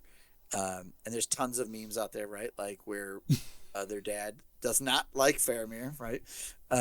Yeah. Listen, look, Boromir Father. did it better. Look, Father. I've brought a large pan pizza. Faramir would have gotten breadsticks. Boromir, yeah. Yeah, Yep. Boromir. Yeah. Boromir. Yeah. So they they meet up with the Rangers. Yeah, that's what. Yeah, Boromir would have. They meet up with the Rangers of Ithilien, which Faramir is the leader of, and there's some interaction. And Faramir does what his brother could not. He does not. He is not tempted by the ring. He does not try to stop Frodo. He lets Frodo go. And again, the movie does a really, really bad job with Faramir, because Faramir's like, I'm going to take you back with me. And come on, and they take him to Osgiliath, and there's like a fight scene, and there's a Nazgul involved up on top of some ruins, and then Faramir's like, I better let you go, and Faramir's captain's like, that means death, and like the whole thing is stupid. It ruins the character of Faramir, because he's way cooler than that, and so in the books, Faramir eventually just lets him go. He's like, you don't trust Gollum, because Gollum's a bad guy. And Frodo's like, yeah, I know, but what other choice do I have? And that's where they meet, like, Oliphants. And that's when an interesting piece, a lot of people will say, Tolkien writes in black and white. That's it, right? There's no, like, gray or morally gray characters. And there's a lot of them. But there's a scene in this general vicinity where Sam is looking at the Haradrim marching north. So these are soldiers of Sauron who come up from the south. And he's thinking, who are these guys?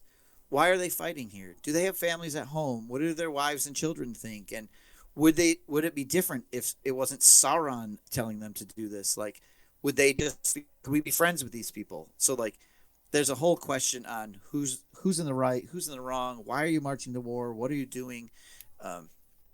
So there's an interesting piece of that happens, which is, I think anyone who, Tolkien was in a war might think, what do I have in common with the guy across the trench from me? So that happens here, which is a good piece to read. I just love those themes of morality and will, and that battle of will, and these that like you said, like they're on the surface, it is this struggle for good and evil, right? But there is peppered through this ambiguity of, and I think some of that comes from, we talked about Tolkien's experiences in World War I, where we see this, where you're seeing the enemy, and Sam has this moment of humanizing them. Would this be different if they were marching under a different banner? If this was something else? And, if we weren't at war, would we just hang out and talk about gardening? Yeah, and I know Tolkien kind of hated that allegory stuff and was on record for saying that, but I mean, dude, it's right there. Like, I'm sorry, it's there. That is the allegory for war. Some of it's obvious. Yeah, like, I know you didn't like it, but you put it there, man. Like, I don't know what to tell you. Like, so Gollum leads them into the Pass of Cirith Ungol, which is the Tower of the Spider now, or Tower of the Moon. Minas Morgul, which is a small fortress in this one pass. They're now along the western border of Mordor, which is one of the possibly one of the two towers. Tolkien never tells us which two towers he's talking about. There's Dol Guldur, there's Isengard, there's Minas Morgul, and there's Minas Tirith. So there are all these different towers that come into the story. But Orthanc and Minas Morgul, right? Like, those are the two big ones. They're the big ones, yeah. Shown the most. Yeah, and Minas Morgul is where the Witch King, the chief of the Nazgul ring race, is based out of. So they're going to sneak through this little pass, and they're going up these stairs, and they see a great huge army issue forth with ring race at the lead. They sneak up around it. They go through a tunnel, and that's where they meet Shelob, who is a giant spider. She's an offspring of Ungoliant, who was like a spider from out of the void, who consumed all the gems. She consumed the trees in Valinor and all the gems, and she was a friend of Morgoth, who's the great enemy. And then she had all these babies, and eventually Ungoliant's an interesting story. Her desire to eat and destroy consumes her till the point where she eats herself, and is no more. It's like an Ouroboros thing. Yeah, it's nuts. Her offspring are like the spiders we see in Mirkwood during The Hobbit, and Shelob, who is this great, big, huge spider that they have to get past. Gollum betrays them here completely. Frodo gets stabbed by Shelob, and Sam thinks he's dead, but he's just poisoned like a spider would paralyze a fly before it kills him. So Sam takes the ring. He's like, well, we can't let her have the ring. So he takes the ring, and he's the ring bearer for a short period of time. Frodo's body is taken up into one of the towers, the Tower of Cirith Ungol, which is way higher than Minas Morgul's like out. Sam charges in there. He saves Frodo. Actually, the orcs in there fight over Frodo's stuff, so they sort of kill each other off. So Sam doesn't really have to fight much, and he saves Frodo, realizing he's not dead yet. Have you guys played the Shadows of War, Shadows of Mordor game? I never beat it, but I played a little bit of it. I enjoyed it. But Yeah, so good game, bad Lord of the Rings, because we see Shelob in one of those, and she's like super sexy goth lady. She's really a giant spider. It's really weird. Wait, what? Yeah. I don't know if I made it that far. Yeah, in in that. the What, you- second one. No, Steve's playing with mods. No. Yeah. That's a PS2. Is it and the second one, GameCube game. Aaron? Is it the second one? Yeah, it's the second one. See, Yeah, you know, when She Aragorn's wants running her around own with no ring. pants, and you know all the Hobbit women I have giant vividly breasts. remember this. The mods were that Steve's playing. Yeah. Aragorn's not in it, but Gollum is in it, which doesn't make any sense either. Yeah. You do get to play as an Ent wife and kill a Balrog, which is pretty cool. Or I like to trap a imagine Balrog in the ice. They've Yeah, made it's the a Ant weird- wife this like anthropomorphized, almost like Rosemon from or like Lilymon from Digimon, and that's your Ant wife.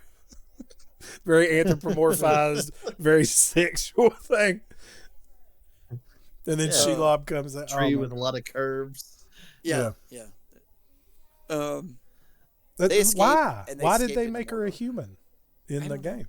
I don't Like, is there anything in the lore of Uh, Shelob that she can? No, she's a big old spider. She No, doesn't shape and, change. and I actually didn't. I didn't realize that was her at first Yep. because she's a spider in the movies. All right.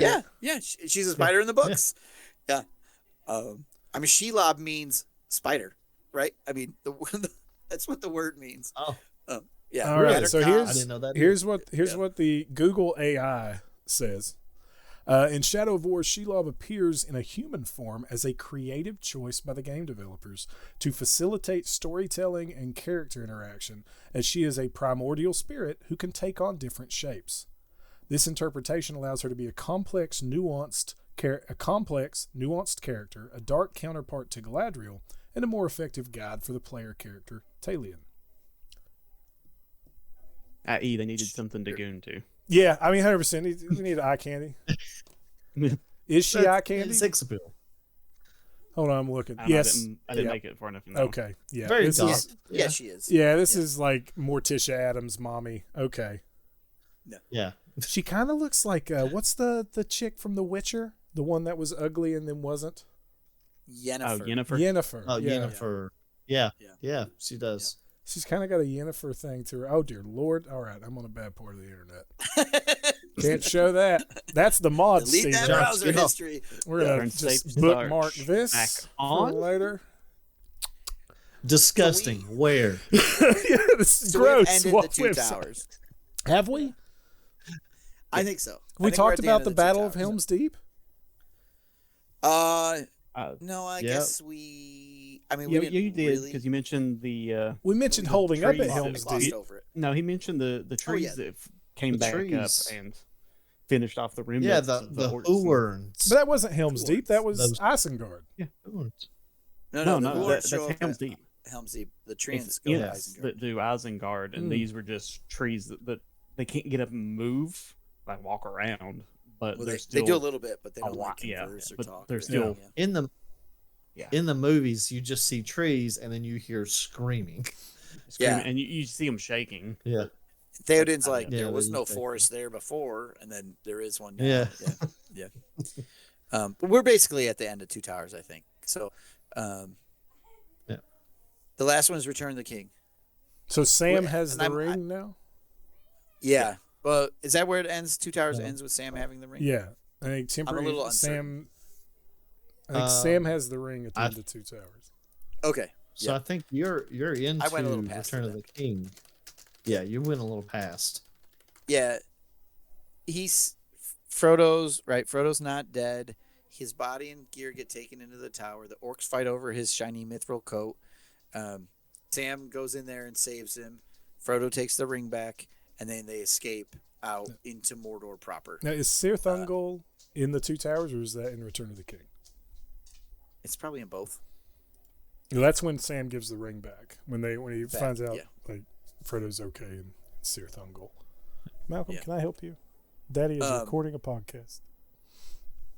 They end up, Frodo and Sam end up in Mordor proper. And if you go back to the wonderful Ralph Bakshi animated series, Lord of the Rings, we get the "Where There's a Whip, There's a Way" song as they pretend to be goblins and get marched around and whipped and stuff. So editors know, go get "Where There's a Whip, There's a Way" and play it right here. Where there's a whip, there's a way. So let's cut away from Frodo and Sam. We'll go back to the other guys. The Palantir is in the possession of, it's Gandalf the White, the three hunters, Merry and Pippin. And they return to Edoras to decide what they're going to do. And Pippin puts his hands on, he's enthralled by the Palantir. He grabs hold of it. He looks into the Palantir, and Sauron looks back at him. And that'll mess you up. Okay? So all of Pippin's silly little antics like come back to bite him. So now he's got an issue. So Gandalf's like, all right, we got to separate you and the Palantir, and we need to go to Gondor and find out what's happening there. So Gandalf takes Pippin, and they ride off to Gondor while the rest of the Rohirrim and Aragorn are like deciding what to do, and they're mustering and things like that. While they're in Gondor, Pippin meets the steward, which is Boromir's father. He's not the king; he's the steward, because the Aragorn's line is the king. These guys took over when they thought the king's line failed, and lots of stuff happens here. Pippin pledges himself to the king. The king learns his favorite son is dead, and it's these people's fault, which does not go over well. The last vestiges on Osgiliath, which is a city on the river, collapses. Mordor is pushing out because Sam and Frodo had saw this great army march out of Minas Morgul. Well, that army is now attacking, right? And things are getting worse for Gondor, and it's just going to be bad. I think Merry and Pippin might be my favorite example in the movie, and there's a few in the movie, Lord, but just in the story in general, whether the book or the movie, of this kind of not necessarily corruption of innocence, but this loss of innocence through war and experience, as they kind of grow and get more. They see the world of Middle Earth. You know, they're right when they're talking to the Ents. Right, this Merry and Pippin, who you at the beginning were these carefree kind of stealing mushrooms from some guy's farm, having jokesters. A good time. Everything's a joke, and then they're talking to the Ents and like, you need to help, like we have to do something, you know, right? And this kind of just realization that the good requires effort, like to do good requires someone to be good, to effort that. Right, it is a conscious decision to be good, to bring good into the world, and to do the right thing. And then we see it further on that diminishing of their innocence as with Pippin touching the Palantir and then pledging himself and all of that. Right, and Merry at this point will, as the Rohirrim are mustering and they're calling in their banners and their troops, Merry's going to get left behind. Because he's a hobbit. He's this little kid in their eyes, right? He's an adult, you know. He's younger than Frodo, but he's, you know, he wants to go with his friends. He's going to get left behind, and that is a problem for him. He doesn't want that to happen. So he ends up joining somebody named Durnhelm, who's like, come on, I'll secret you with me, and you and I can ride together to war as our forces are mustering. And Durnhelm turns out to be Éowyn, who is Theoden's niece, Éomer's sister, and because she's a woman, and they're going to leave her behind. And, you know, she's a shield maiden, but they're like, you got to stay behind and protect the women and children who stay back, and she doesn't want any of that. And her and Mary bond over being left behind, which is cool. And there's some, they have some interactions there. But Aragorn decides, you know what we need? We need an army of the dead. So if you can get it, it's nice to have. If you can have it, yeah. He's So cheating at this point, but yeah. What'd you say, Cody? he's cheating at this point. Yeah.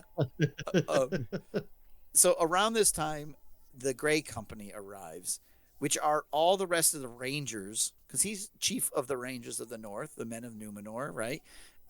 They show up, and they're like, "Hey, we're here to fight with you and to, be your bannerman, and to, you're our king up there. We can't let you march to war all by yourself down here." And we finally got our stuff together, and here we are, including Elladan and Elro here, which are Elrond's sons. And Arwen sends a nice banner that she made for him, so he can fly a nice banner that she made up for him. In the movies, we say Elrond show up, and he gives Aragorn his sword, but he's had his sword the whole time. It lacks a little bit. But they go into the. That's why Elrond showed up in the video in the movie. It was, he had it, but he forgot it. So he forgot it. He's like, "Man, you left this at home." Yeah. It's dangerous to go alone. Take this. Yeah. Nice. Exactly. So they go through the paths of the dead, and I think maybe Elrond has suggested it to him. I lose track here why, what the purpose is, or how he knows it's time. But him and his Great Company, would be a really cool part in the video game. Yeah, the movie's nice. So he goes through the paths of the dead, which it's not really exactly like the movie, right? But and he passes through, which nobody has done in a very long time. They find a body of somebody who tried. There isn't like ghostly spirits there with an avalanche of skulls and stuff like that. That was sort of cinematic. And they come out on the other side, and there's a stone, this great spherical stone, the Stone of Eric, where what happened was there were all of these men who pledged themselves to the King of Gondor to fight against Sauron, and then turned tail and deserted. And this happened years and years, like hundreds of years ago. And because of their betrayal, they were cursed to never seek the afterlife. They're stuck in Middle Earth, and they're trapped in these paths of the dead, and they're bound to this stone where this curse is laid upon them. And Aragorn, as the rightful king, can break the curse for them and set them free. He demands that they fulfill their oath and come with him to Gondor to help against the Sauron, which is what they were supposed to do before. And they said, "Okay, well, we're going to do that." So then the reason those guys. So the reason they took the Pass of the Dead, because that's what you were talking about, right? You weren't quite sure why they took the Pass of the Dead. Well, like why you knew now was the time. Yeah. The reason they took it was because the Corsairs of Umbar were heading to Gondor, and the Pass of the Dead was a shortcut to get there before they got there. That was that was the way to go. And I think there was something. I think he looked through the Palantir. Oh yeah, he does use the Palantir. Yeah, he uses the Palantir, and that. Yeah, Aragorn is as the rightful king, and the man of Numenor has like the will, and his whole purpose is to set his will against Sauron's. Can use the Palantir. Yeah, I guess that's probably it then. Elrond also said something about it. Bid Aragorn remember the words of the seer and the paths of the dead. The words of Malberth the seer over 1,000 years ago, where over the land there lies a long shadow westward reaching the wings of darkness. The tower trembles to the tombs of kings. Doom approaches, the dead awaken. For the hour is come to the oathbreakers, blah, blah, blah, blah, blah. They shall Elrond sent that message with the Great Company then. Yep. Yeah. And in the meantime, oh, go on. Oh, weren't the Gubs kind of hesitant at first, like to join them? I mean, in the movie, he has to prove himself and things like that. Yeah. Oh, did he not in the book? Is he not in the book? Or the ghost just like, So in the oh book, crap, it's him. Let's go. Come on. It's kind of like a King Arthur moment here. He bears the right sword. He bears the sword of Isildur reforged, and they can sense that he is the heir, right? And he's like, I am the king. You know, here is your chance. Okay. You come with the me, movie. and you'll be freed. So Yeah, the movie, they don't believe that he is who he is, and he just swings and he blocks it with a sword because that sword is the only thing that can interact with him, I guess. oh Yeah. right. Okay, yeah. Yeah. And they're like, It's been a "Oh, while. yeah." I remember it Which I think's a something they were better- like hesitant about it or something. I think that's a better I mean, way. the way they handle it in the movie's fine. Like it makes for a movie scene. Return of the King is my favorite movie of all time. Just by the way. Okay. So, in the meantime, stuff's happening in Gondor, right? Denethor mad over the death of Boromir and the disappointment of Faramir, and Gandalf's meddling now, and information he's extracted from Pippin sends Faramir out to retake Osgiliath, which he can't. There's not enough men, and the Nazgul are there. When the Nazgul fly around, people just panic and flee. Faramir gets wounded by some sort of mortal weapon, and he's poisoned or something like that. They return him back to home, and Denethor's like, "Oh, what have I done? Both my sons are dead now." And this is the scene. This is where we have him like. Now, who is Denethor putting again? Faramir. Oil. What's that? And Denethor is the Steward of king. Gondor. The Denethor is the steward of steward. Gondor. Yeah, the steward of Gondor. Right, The, yeah. the tomato guy. King and Oh, this is Proxy. Yeah. The Tomato Man. Yeah, Yes. tomato guy. Yeah. John Howe, I think. He's been looking into the Palantir that he has, and Sauron has been showing him exactly what Sauron wants him to see, which is death and destruction and the burning of his kingdoms, and black ships sailing up from the south, full of evil men. It turns out it's Aragorn and his army of the dead, right? So the images are accurate but interpreted incorrectly. So Denethor is broken. He's a busted man at this point. He's watching his kingdom fail. His sons are dead. His wife died long ago.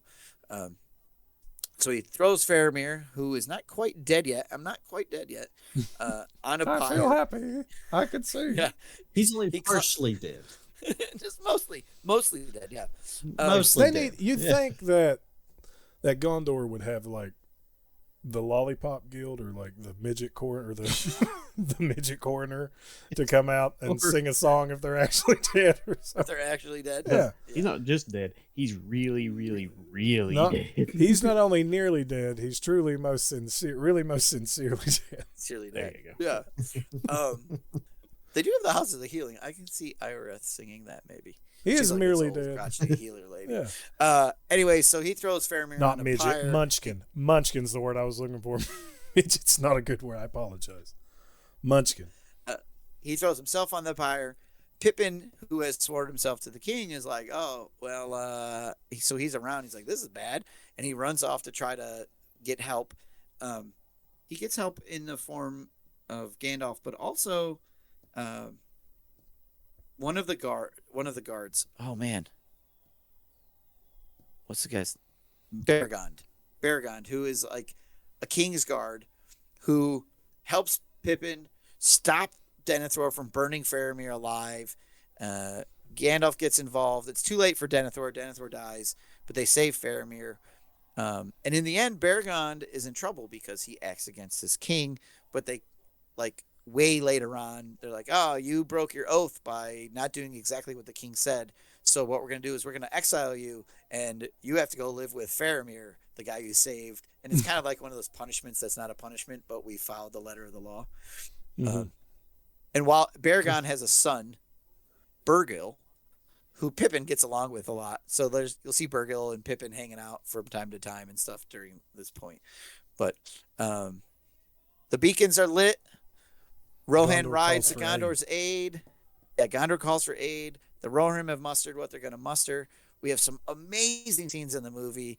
The book's just as good, where the Rohirrim show up and they ride on the Pelennor fields, and there's, the Gondorians have been pulling in their men from their southlands or their outlands from Lamadon and all these other southern provinces that are in the bottom of the map.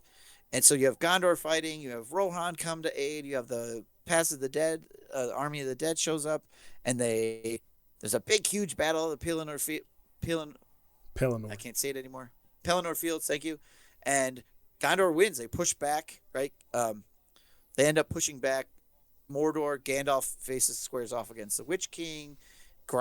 They use this thing Grand. They smash the gates of the city, and there's a ton of epic combat and stuff that I happens. think we have like the best girl power moment from any fantasy thing ever, other than maybe like Ripley so this and is, Alien. Yeah, this is maybe the first of the. Well, she's sort of like a Valkyrie. The Witch King is facing off against King Theoden of Rohan, and he kills Theoden's horse Snowmane, and the horse falls on top of Theoden, and Theoden is broken and he's gonna die, but he's not dead yet. And the Witch King is like, I'm gonna kill you, haha! All your troops are broken, and it's over. And Eowyn with Mary, direct quote from the movie. Direct quote. I remember that. He's like, yeah. They try to rewrite it. It's not as good. It was a strange. It was a bold choice by Peter Jackson to have the Witch King goblin walk up. I'm going to kill you. But I think it worked out narratively. Video with the girls that dance like with the weird. Yeah. See, girls again. You're on a weird part of the internet. The Asian lady. I'll send you the Shelob picture I found. No, you gotta get what was it? The Master Chief dance at like the Comic Con they come out and they're just like with arms up. Yeah. Oh yeah. So Eowyn like that. Imagine the Fellowship getting together like that. Well, I was imagining you were saying that's what the Witch King was doing. That's just coming up. Oh yeah, that too. Him and his Nazgul buddies. Yeah. They all get together and just chasing the hobbits. Do the dance. Yeah. Yeah. There we They go. all line up and start snapping fingers. We West Side Story. Yeah, they're a this greaser. They're a greaser. Oh, group coming dude. down the street. No. We what is it? Warriors. The Warriors where they're banging the bottles The together. Warriors, He comes yeah. out. He's got the butterbeer bottles. Or that's Harry Potter. Yeah. Hobbits come out to play, or Fellowship. Fellowship come out to play. Yeah. See, we can come on. We can make it. We can make this movie, boys. Do it. We could do it. We could do it. Nobody steal this out there. So the next thing is Eowyn with Mary. They ride to Theoden's aid, and Mary like hops off they get off the horse, and the Witch King is going to kill Theoden, and Eowyn stands between them, and she's like, "No, you're not." And the Witch King declares a prophecy: "No man can kill me." And Eowyn, or this character Durnhelm, takes off her helmet, and she's like, "I am no man. I am Eowyn, right? Shield maiden of Rohan." And as she's talking, Mary creeps up behind the Witch King and stabs him in the Achilles, like with his barrow blade that he got before with Tom Bombadil. And he puts a dagger in the Witch King's calf, the back of his calf, which causes the Witch King to buckle. And then Eowyn drives her sword through his face, killing the Witch King because she's no man. And the Hobbit's also not a man. He's a Hobbit. So, yeah, epic, awesome, really cool, well done in the movies. And, yeah. Mary's blow paralyzes him. Like, he's never quite the same after that either. Like, touching the Witch King hurts him. Yeah. So. And this is the Merry and Pippin, that loss of this innocence, them coming into the a little bit of that light is lost in this pursuit of in the pursuit of good, right? In the battle against evil, evil takes a little bit with it. Mm-hmm. You know, you see that. But I want to ask you guys, and this is a trope we see a lot in movies, and it's really because they paid for the actors and the actors want their faces on screen. Right. We see it a lot in superhero movies where they'll just take their helmet off for no stupid friggin' reason. Like they're in the middle of a giant battle and they'll pull their helmet off. Right? The one place where their helmet would benefit them the most. Yeah, in the middle of a battle. Yeah. And so in this scene, when Eowyn's throwing down with the Witch King, she just, I mean, that's only for dramatic effect, right? Like you still want the helmet on in case he swings at your stupid fucking head. Like keep the helmet on. The only reason you're pulling it off is to show him you're a woman. That's it. Yeah. It's so we as the audience see, oh, that's, a woman. This is for this big moment. Does that happen in the books? Is it she removes her helmet? Yep. Yeah? Okay. Yeah, because she's in disguise as this man Durnhelm up until this point, and then she reveals herself. It's also so Theoden can see her. Okay. Yeah. That I can excuse. I can excuse it there and the if helmet it is true to the source material. Save her. Yeah. Yeah, it's in the source material. Yeah. It's not just for the movie. It just kills me in the movies when like the characters like will they're in the middle of a battle Yeah, where in like those shots movies, are yeah. being fired, and like in Quantum Mania, it's the worst. Like, just breaks me completely out of it. And it happens in the Iron Man movies a lot. Well, their helmets will cut down when they're talking to each other. I'm like, you have friggin' communicators inside of there. Like, what are you doing? You're just doing that so we can see Paul Rudd. That's it. That's the whole purpose of it. It's so dumb.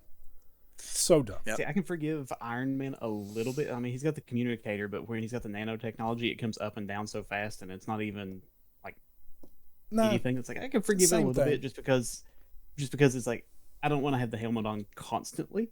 Well, for him, it's an ego thing too. Look at me. Oh yeah, That same Yeah, deal for with him. Iron Man taking it off Yeah. and on. I just think it's dumb. I think it's dumb. I mean, in the middle of a battle, yeah, it's completely stupid. Yeah. But like whenever they're out, just like talking somewhere, I mean, fine yeah. enough. You don't want to wear a helmet constantly. But they do it in Iron Man a little bit better, at least in the early ones. I think in Iron Man 3 they do it too, where instead of having him take the helmet off, we see the like overview from inside the helmet with the digital overview, the hollow overviews and Yeah, stuff. but the helmet from in Jarvis. the earlier ones was much more difficult to remove. It was Right. nanotechnology Well, later. yeah, So. it was practical effects in the first two.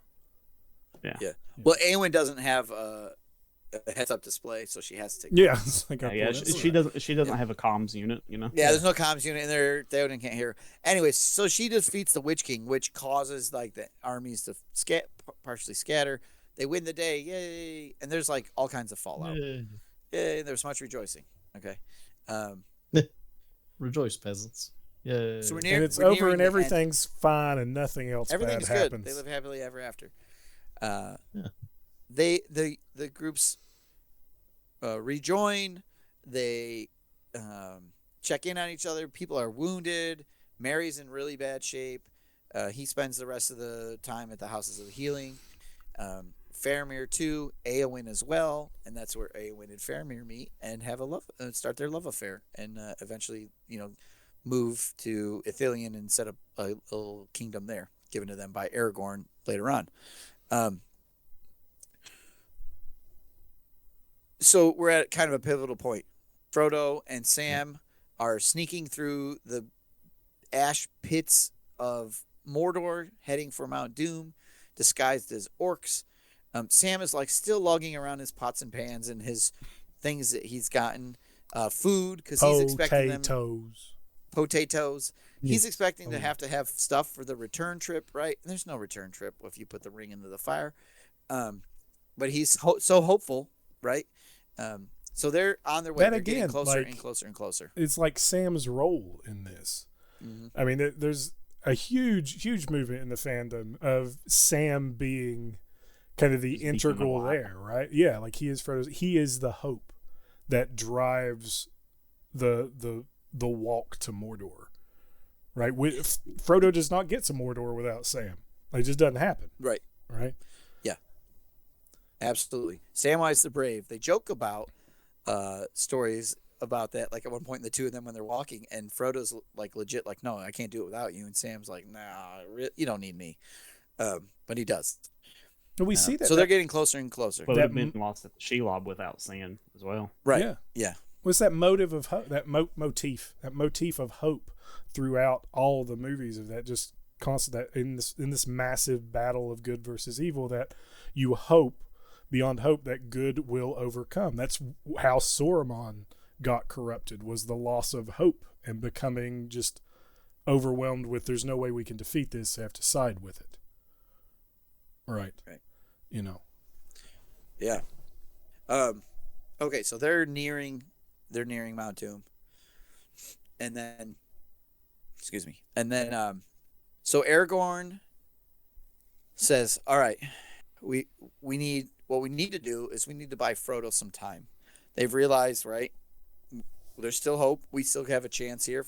If Frodo had been captured or the ring was taken, we'd have lost by now, this big battle and everything.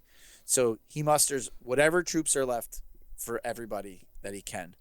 And he marches north from Minas Tirith up the Anduin. He crosses the river at Caer Andros, and there he tells those who don't have the courage, you can stay here and guard the rear, because we're marching on Mordor and we're going to assault Mordor. and a company of like some wounded and those who have lost their hope or they're scared stay there. He then marches up and around to the Black Gates where Frodo had been previously. He bangs on the door, and he's like, "Let me in, because I'm going to kill Sauron." And out from the gates comes the mouth of Sauron, a crazy-looking character in the movies, big, huge, right? Like no eyes, a helmet that comes down, this giant mouth, and weird fingers. And the mouth of Sauron has Frodo's possessions that were taken from him at Cirith Ungol after he was stabbed by Shelob, because some of those items they weren't able to recover. Sam took the ring, the rest got taken by the orcs, and then eventually find their way to the mouth of Sauron or to whoever, and he presents them. He comes out and he says, "Your little guy is dead. Look what we have. We've got all his stuff. We've captured him. There's no hope. We've got his stuff." And Aragorn's like, "No, I still don't think so." And Gandalf, they're like, they have that parlay, but they decide, nope, we're going to still do this. So we have to give Frodo as much time as possible. So we're going to march to war. We're going to keep Sauron's eye on Aragorn, the king, because Aragorn has used that Palantir a few times now to challenge Sauron and say, "I'm the king. You better be worried about me, because my great-great-grandfather cut this thing off your hand, and I'm here to do it again." And there's a big battle, and at the same time, Frodo and Sam are moving up the mountain, up the mountain, up the mountain. They go into the Mount Doom, and Frodo gets to the very edge of the precipice where his mission is complete.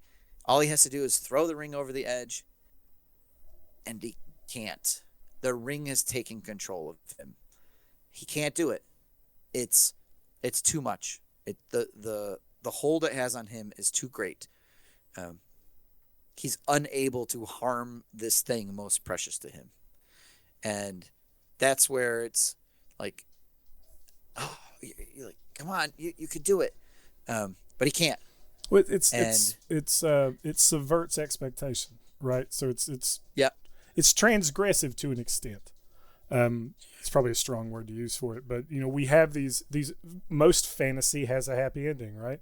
Most fantasy fairy tales that children's stories have these beautiful happy endings, which this one has one, but we as the reader don't know that. We as the viewer don't know that as we're watching, and we expect this big battle, and then they finally get there, and Frodo's gonna, he's gonna overcome the will of the ring, and he's gonna throw it into Mount Doom and get through it. But if you've been a keen reader up until now and have been paying attention to what the story is showing you, no, he was never going to throw that in. He has used the ring several times. He has been just a pincushion for everything. Sam at every stop has helped him move on, or someone else outside has helped him. That no great deed is ever done without some type of assistance, that it takes a group of people working towards a common goal, that Frodo can't do this himself. And so here at this moment, why would we, if we've been paying attention to the narrative, ever expect Frodo to just chuck the fucking ring in a Mountain Dew? Like, it's just not going to happen. Early in the story, he's unable to throw the ring in the little fire in his house. He has to have Gandalf help him. Yeah. But his mission is to get the ring here, which he has done. Yeah. He's the only one who could have probably done it. We know that Boromir. I think Sam could have done it. I think it's a Harry Potter Neville Longbottom thing. I think Sam could have done it. Possibly. And the reason that Elrond and Gandalf are like, Sam must go with you, is they need a backup ring bearer. And out of every option, Sam is the best backup ring bearer option, right? And maybe he's a better version, maybe he's not. But here he is. So Frodo can't throw the ring in the fire. Can we take a second before we finish the narrative of the Lord of the Rings, and just give Steve, even our listeners out there, just give Steve a giant thank you, Steve, for telling the entire friggin' story of the Lord of the Rings over the last couple hours. The entirety. I feel like we were three guys. Yeah. I feel like we were three guys who were just like, prove you're a Lord of the Rings fan, and we made him tell the entire story. And quote the books, not the movies, which I've watched the movies a lot. The books a lot, but it's tough. It's tough to separate the two. All right, bring it home, Steve. As far as book All right. stuff, you could have made up anything. Anything I wanted. Well, this Tom part Bombadil's I not a would- real character. We made that up. Yeah. I would have just had to been like, okay, yeah, sure. Tom Bombadil. So Tom Bombadil shows up. No, He shows up and pushes Frodo into the volcano. in the one, he's like, get in there. No, actually, who shows up is Gollum because he has been following them the whole time, ever since Shelob, and Gollum cannot see the ring destroyed, and he thinks Frodo is going to destroy the ring. He pounces on Frodo. The two of them fight. They struggle. Frodo puts the ring on one last time, or he has the ring on. I can't remember the exact timing. And Gollum wants that ring, and the only way he's going to get that ring is if he bites Frodo's finger off. So he bites Frodo's finger with the ring off, falls off Frodo, staggers around a little bit, and then off the side of the cliff he goes into the lava, and the ring and Gollum are destroyed together. And that's not a place you want to be when the one ring of power returns to the volcanic home it came, it was forged from. Why? Well, so what happens is what bad that would volcano. happen there? What would happen? Well, that volcano erupts. Not only does Sauron say, "Oh, I've been paying attention to the King Elessar Aragorn returned at my gates. I should be paying attention to these two little things that have crept through the darkness up into my doorstep." Sauron turns his attention there. The Nazgul turn their attention there. The volcano violently expels its contents, and Frodo with Sam's help, they flee out the passageway, and they find shelter on some rock high, that gives them high enough perch for now. The whole scene is lava, explosion. The armies at the front gate are scattering in fear as Sauron himself is now being destroyed as his ring is being destroyed, and that's when these eagles show back up. They had come to assist. It's about damn time. About 10. Oh, yeah, they show well. up, they show up at the end every time, and Gandalf's the eagles They show up at the end just like, so they can take the credit. right. Yeah. And they're like, "What can we do?" And Gandalf's like, "We need to go get Frodo." So Gandalf gets on one. The three of them, like a whole bunch of their swiftest eagles, fly towards the mountain. They spot Frodo and Sam, overcome by ash and heat and all of this stuff. They scoop him up and they fly him to safety. While the armies of Sauron are unmade, some of his things simply cease to be. The Nazgul are destroyed. Orcs scatter. Great chasms open. The Tower of Barad-dûr falls, and his kingdom is thrown down. Throwed And down. then there's like, throwed down. Throwed down. Yeah. Done been throwed down. Done, thrown They down. done Yeah. throw my Play kingdom with down. this anymore. Yeah. And then everything, fades to black or whatever. But we get a little bit of post An movie. epilogue, right? Yeah. Yep. Aragorn is crowned king. We see things like Faramir and Eowyn together. They talk about Gimli and Legolas, who have become the best of friends, which is a rarity because dwarves and elves don't typically like each other historically, and they're in Lord of the Rings and I love Middle-earth, the which is a fantasy trope that we get from this. They go on Toss me. adventures together. don't tell the elf. Yeah. Frodo and Sam, are honored and these sorts of things. And then at some point, the hobbits have to go home. So they make the return trip home to the Shire. You think it's over, but it's not, because they have to scour the Shire. There's ruffians Because about. There's Shire's been ruffians taken over. and they're led by a man named Sharky, who is Saruman the White. He had been sending ruffians into the Shire because he wanted pipeweed, and he wanted to know what Gandalf was up there, and he hates Gandalf, so Gandalf likes the hobbits, so let's mess up the hobbits. So he destroys a lot of the Shire. They break down buildings and build these ugly factories and mills and different things there. They imprison various hobbits. Fatty Bolger is no longer called Fatty anymore because he's been imprisoned and is so skinny now because they didn't feed him. But effectively, Merry and Pippin with Frodo and Sam, they come back and they save the Shire because of all their experiences, because they are no longer innocent. Yeah. They are... They're battle hardened grown. now. They're battle time to hardened. throw They have down. literally grown too, because Merry and Pippin drink Ent Draft, and when they're with the Ents in Fangorn, and are now like a head taller than any other Hobbit. Like they're physically grown taller because of this elixir that they've drank from the trees. Oh, that's cool. They set up an ambush. They stop the ruffians. They do their best not to kill anyone. A few ruffians actually do die, but they rally the Shire. And they scour the Shire from all the bad guys. And there's a spot where this is where Saruman gets killed by Grima Wormtongue, stabbed in the back, and is finally dispersed. I think that's where it is. It's an interesting, like, oh, we've come home and home's not home. We're like not done. A callback to like the Odyssey, kind of a little bit, right? Yeah.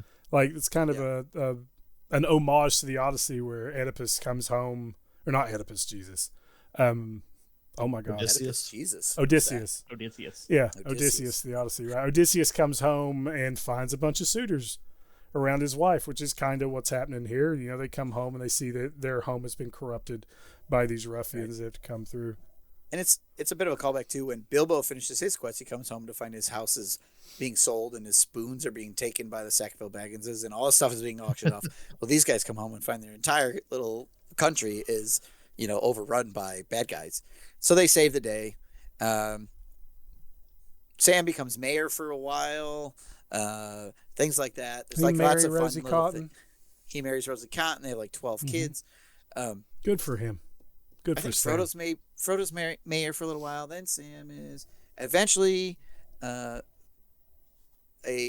Gandalf comes to him because there's a ship leaving Middle Earth, going to the west into Valinor, and the Ring Bearers, the Undying Lands. The Ring Bearers have a place on that ship. Bilbo's there. Frodo goes. Gandalf returns. That's where he's from. He goes back over as well. And then Sam stays because he still has stuff to do. But eventually when Sam is old and his time is almost up, he is taken to the Undying Lands. So and it's done. So the Undying Lands is that's like heaven, right? Like that's what we're looking at. I mean, it's essentially this is an allegory for heaven, right? An analog. So that's what the elfin. So the Undying Lands are a physical piece of Middle Earth for a long time, where the Valar, who are the angelic creatures, they're not gods, but they are the guardian caretakers. And there's like different levels of them. Set up shop, and the elves, some elves, Noldor, go there and see the light of the gods, and then come back, and some stay.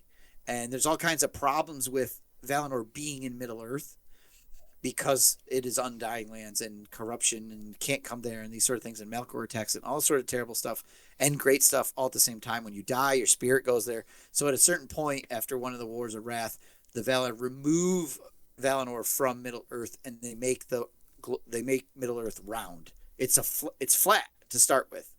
Middle Earth is flat. They were right. They're right. And then the Valar pull Valinor off of it, and they make the Earth round. So you cannot reach it from Middle Earth unless you have some special. You think there's permission. still like some hobbits that are like flat Middle Earthers? You know what I mean? Or like just some hobbits, people, some dwarves, definitely dwarves. They're stubborn, and they'd have the history to know that it was flat at one point. So they're like, just do your own. Never going. Yeah, just like do your own research. If you sail to Valinor, you'll fall off the edge. That's what. Yeah. So you can't. You'll fall off the edge. You used to be able to in Middle Earth. You would fall off the edge. Everyone You'd reach the doors of night. I think everyone is. The information passed down to Numenor. Yeah, he would know. Yeah, I mean the sun used to go over the planet, and then there would be a ship that would drag it underneath so that it could start on the other side and keep going and drag it underneath. And they did the same with the moon. So the Silmarillion you know what? This is making cosmology sense. is amazing. Go read it. Yeah, this is making a lot of sense. Okay. So okay, everything's wrapped up in a nice bow. Everybody's went to heaven. Everybody that wanted to go to heaven went to heaven. Aragorn's the king. He's married to Arwen. Sam married Rosie. Got it Rings in a bunch. destroyed. Yeah, Sauron's gone. Everybody's happy, and that's kind of it, right? We haven't had the Lord of the Rings 2, right? Correct.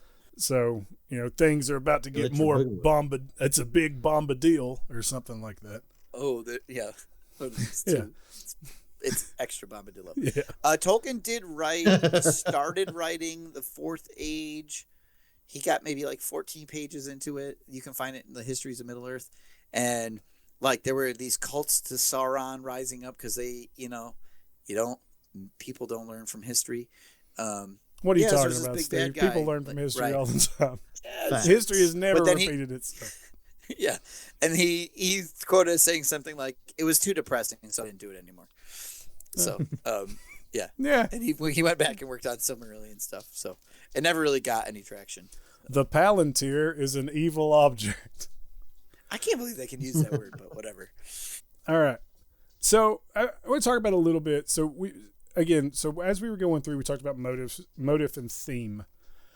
And this book is just rife with it, right? Like it's just absolutely rich with that good versus evil battle and all these allegories for that. And then the, big things come in little packages and small, unassuming people can make the biggest change. And it's just a good book. It is a good read. And for better or worse, I mean, not for better or worse, but for good reason, it has influenced the entirety of nerddom since. Like, it is critically acclaimed as one of the greatest things of all time ever written now. Right? Right. But when it came out, and I have some excerpts from some critical reviews here. Oh yeah, let's hear 'em. So it was very mixed, very, very mixed reviews. So let's do some positive stuff first. So we had W.H. Auden in a 1956 review said, "I rarely remember a book about which I've had such violent arguments." And that is a positive, and he said that in a positive way because he is arguing against the negative reviews. Alden also said, "No previous writer, to my knowledge, has created an imaginary world and a feigned history in such detail." And then Michael Straight in the New Republic, January 1956, "There are very few works of genius in recent literature. This is one," referring to The Lord of the Rings. So it had some glowing reviews, but there were also there were also, as my thing had deloaded, from Edmund Wilson in 1956. This is in a periodical called The Nation, or a magazine called The Nation, or periodical, I think. And his review was titled, "Ooh, Those Awful Orcs." And he quoted as a children's book which has somehow got out of hand. Dr. Tolkien has little skill at narrative and no instinct for literary form.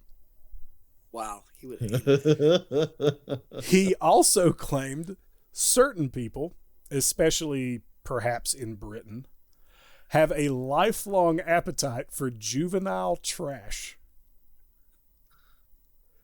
Wow. Well, Yeah. So rude. he referred to as its poverty of invention was almost pathetic.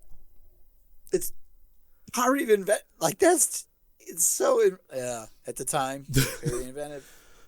Nothing before it. Quite the same. I wonder if he ever regretted that review. Probably not. This is probably some big hoity-toity dumb turd. Right. Yeah. I imagine people would be like, "Man, Lord of the Rings is amazing." He's like, "I gave it a bad review." Some joyless sack of crap. Nice standpoint. Yeah. But speaking of joyless sack of crap, a comment from the Nobel Prize Committee in 1961 about Tolkien's prose. It, quote, "has not in any way measured up to storytelling of the highest quality." Wow. I know there was like a lot of people who felt like it was too fantastical, or like the escapism was not something that England needed at the time. It was Because we're just post World War II, right? Like we're just outside of World War II. Yeah. And people were like, you'd read it and you could escape into this fantasy world, and people were all against that for some reason. Like it's bad for your soul to read these sorts of things and stuff, which was a little weird. And God forbid people read things about somebody doing something good and go into heaven. What a crazy, weird thing to read. And enjoying reading it, right? Yeah. It makes me think of Was it Happy Gilmore? Reading. No, not Happy Gilmore. Waterboy. That book there's the devil. Yeah, reading the Lord of the Rings is for the devil. Look, Mama, it's the devil. It's Ian McKellen. One positive. So from C.S. Lewis, who was a contemporary of Tolkien, they were very good friends. Yeah, they were Inklings together. Yeah. Yep. C.S. Lewis of Lion, Witch, and the Wardrobe fame. We talked about C.S. Lewis in our Tolkien. They were in the Inklings, the bad boys of Cambridge Drinking or Oxford. tea in the library. Drinking tea in the library like badasses. Yeah. Those hooligans. Yeah. Actually, that was the TSBC guys. He wasn't part of those, but yeah, No. he was the he was the next generation of the tea Oh, drinkers. okay. Well, so Yeah. C.S. Lewis Same. said, "Here are beauties which pierce like swords or burn like cold iron. Here is a book which will break your heart." Beautiful. I think that's a good review. Sounds like a good review to me. Sounds yeah. I mean, they got along. Yeah. He liked the book, so yeah. This book has one of the scenes that when I read the Rohirrim and their charge at the Battle of the Pelennor Fields, like that's a scene that will choke me up, and it's just so well written, and you're so invested in what's going on, and it's just amazing scene. So like, not a lot of bad books, I think, make you feel those types of emotions. Here's Right? I got another negative quote. But yeah, I mean, you're right. Like, if it can't be a bad book if you feel something about it, right? And I think all art is subjective, right? I mean, we're nerds. We have strong opinions on things, and I'm guilty of it on the podcast. I've called stuff bad or something I don't like. I'm like, oh, that's trash. It's garbage. It's whatever. But at the end of the day, someone out there likes this stuff. And if it means something to you and you get something from it, as long as it's a decent thing you're getting from it, right? Right. I think, you shouldn't read something and come away with, we should kill everyone that doesn't look like us. What a great idea. No, that's not, bad. That's trash. Don't do that. I want to set fire to a bank. No, don't do that. But if you're getting something meaningful to you out of it, it has value. It has meaning. Art is subjective, and this is art. Writing is art. Comics are art. Sculpting action figures is art. Art is subjective, and it all depends on the viewer and their interpretation of it. So, I don't know. I don't hold a lot of things for reviews, but here's a good review from Edwin Muir, a Scottish poet. And he said, all the characters are boys masquerading as adult heroes and will never come to puberty. Hardly one of them knows anything about women. What? Which might be true for some of them, but I mean, what? Why? Nothing to do with anything. Not one person got laid in this book until is that your Aragorn problem? was trying. Aragorn was trying. But is that right? He's like, I gotta become king. But is that his problem with it? Like, not one of them knows any. Like, good lord! I bet that dude is like, I'm a man. You got to be a man. You got to chop wood and shit. Yeah, it's weird. That's a weird review for a book that has nothing to do with that kind of. Right. That guy's a poet. I don't know, he's probably wrote limericks. He's a Scottish poet, so good deal. Let's read something. What did old Edwin Muir write? What did he tell his family instead of saying he was unemployed? Oh my God! I'm looking at this dude. What a Poindexter! Lord, look up Edwin Muir. What a nerd. What a turd. Let's read one of his. Let's see. What was he got? One of his poems. I bet they're dumb. I bet they're all about wieners or something. Oh, jeepers. I can't find any of his poems. I don't even have them on there. 1887. Oh, here we there go. You go. The Way by Edwin Muir. Friend, I've lost the way. The way leads on. Is there another way? The way is one. I must retrace the track. It's lost and gone. Back, I must travel back. None goes there, none. Then I'll make here my place. The road leads on. Stand still and set my face. The road leaps on. Stay here, forever stay. None stays here, none. I cannot find the way. The way leads on. Oh, places I have passed. That journey's done. And what will come at last? The road leads on. So that could apply to Tolkien, and nobody got laid in that, Edwin. What does Right. that know about women? I didn't see not one mention of boobs in any of that. The way it leads on to women, that's just what it is. You could pop that in the middle of Lord of the Rings and tell me that was about that, and that was the ring whispering to Frodo or something. Oh, it totally And matches absolutely. The road goes ever on, and Yeah. Yeah. here I sit. Yeah, I mean, yeah. Ah, what a turd, Edwin Muir. Well, anyways, we should talk about Lord of the Rings again. I'm just saying. What a maroon. What a moron. All right, we've been going pretty long. We're at 2.5 hours. Who's your favorite character? Yeah. Who's your favorite characters, guys? This ain't kind of Aaron. wrapping things up. My Who and favorite why? character? Yeah. Who and why? My favorite character has always been Gimli. I just like the lightheartedness of Gimli. He was always a fun character for me when I watched the movies. I don't know. It's just like when they go into Moria and he's like, they call this a mine. Just stupid jokes and stuff like that. When him and Legolas they're fighting in the battle and keeping score, and he's like, that only counts for one when he takes down the elephant. Yeah. Is that in the book? Love those things. They definitely keep count. The keeping count. I don't know about that. That only counts as one. Yeah, well, I mean the count. Like, is the keeping The count? keeping count. They do Yeah. that. Yeah. Yeah. And like at one point, Gimli complains that he'd have more, but the last guy he killed, like, had a metal collar and he broke his axe on it, so he couldn't get any more or something like that. What about you, Cody? Yeah, but he missed. I have a hard time. I really like the way that Viggo Mortensen done Aragorn in the movies.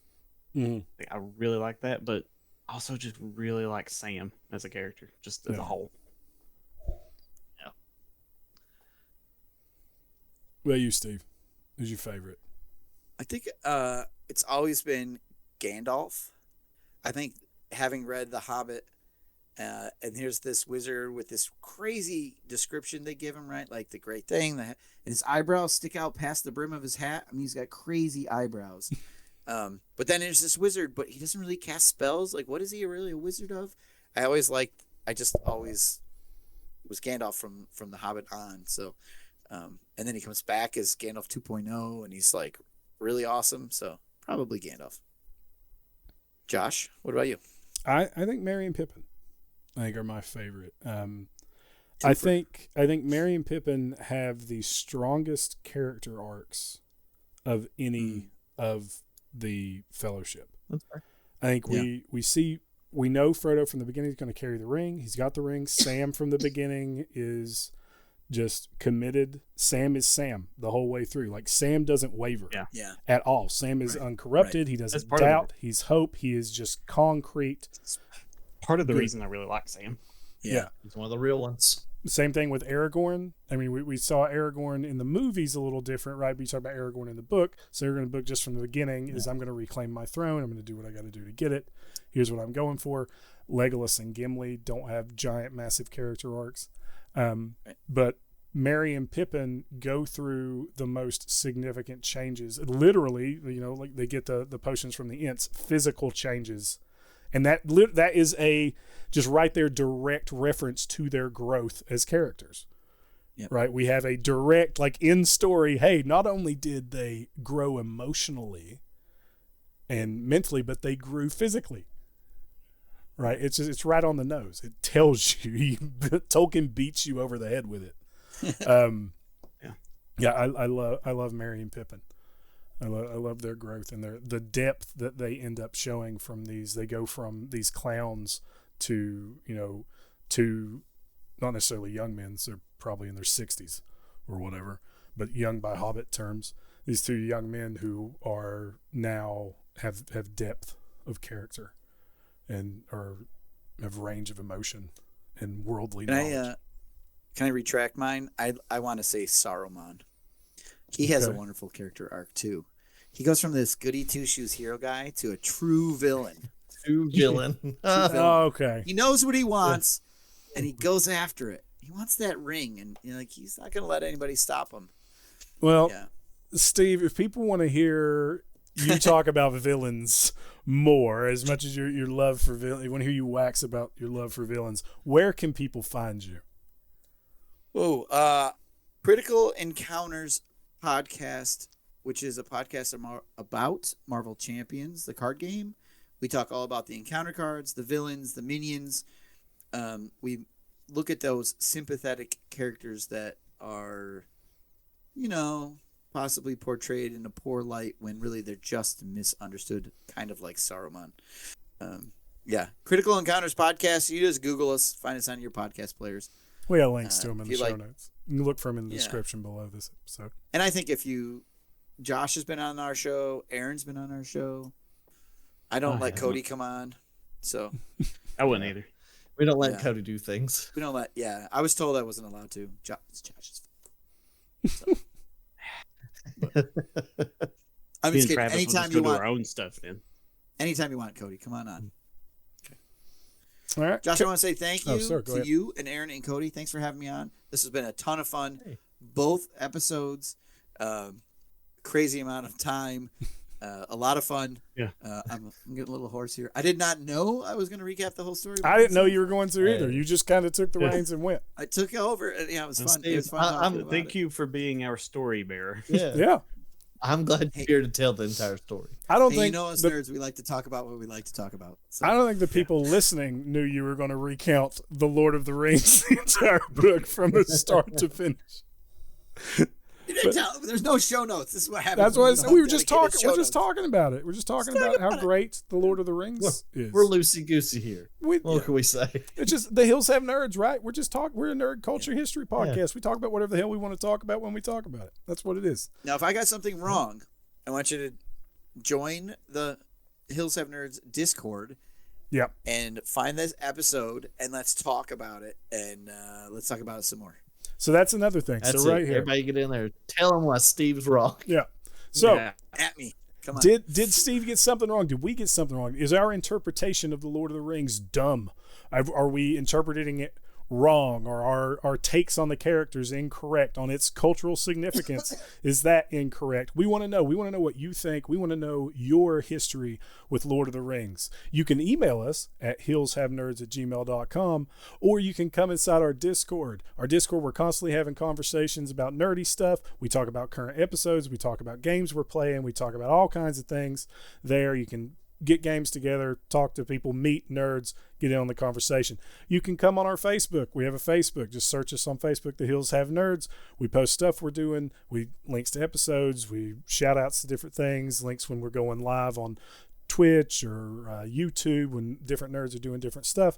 There, find our socials. If you enjoy the nerdetry, if you like us, the best thing you can do for us is to tell somebody about us. If you're having a conversation about nerddom, say, oh, hey, you know who has good conversations about nerd shit? The Hills Have Nerds. Send people to our podcast. Leave a like, leave a review wherever you can leave a review. Share the episodes. Strongest way you can support the nerds. You can also go to our coffee if you feel so fit and donate to the Hills Have Nerds. Every dime goes into the podcast and to making it better. We appreciate everything and all of our coffee contributors. Big shout out to Nick Rosa and Brittany Johnston for helping make the show that much better. Now, Cody, where can the good people find you? Typically, you can find me out in the Discord. I will join in conversations pretty regular there. I attempt to stream. It's usually once a week on Twitch. I have been stupid busy the last little bit, so I haven't, but I hope to be back on there soon. It is twitch.tv/Coffee Break Lounge, and it's usually just a variety of stuff. There is no rhyme nor reason to what I do. We'll have links to all the socials and links in the show note. Aaron, where can people find you?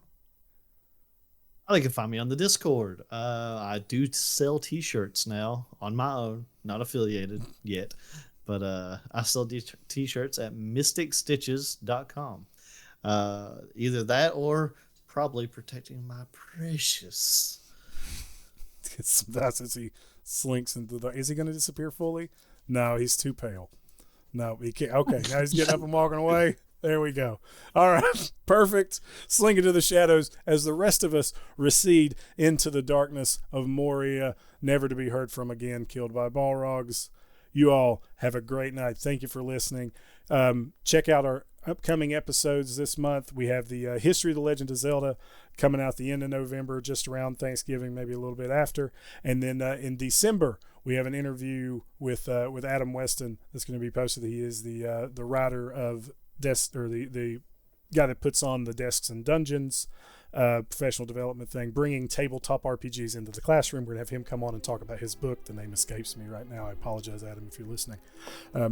Check out those episodes coming up.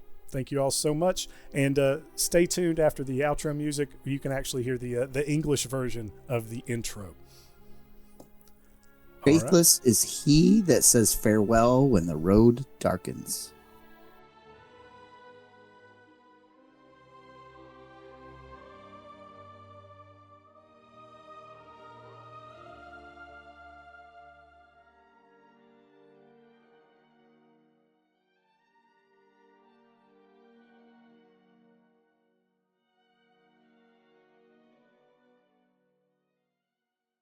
Nerds, it's finally that time. You've waited patiently around your hobbit hole hearths, you've stared longingly into your palantir, and you've sat waiting for so long that your trolls have turned to stone and your balrogs barely smoldering anymore. But that wait's over now. Tonight, we're throwing the whole damn podcast into the fires of Mount Doom and finally finishing this epic quest we set out on to talk about the most important piece of fantasy fiction ever written. Tonight, we're journeying into part 2 of our history of the Lord of the Rings.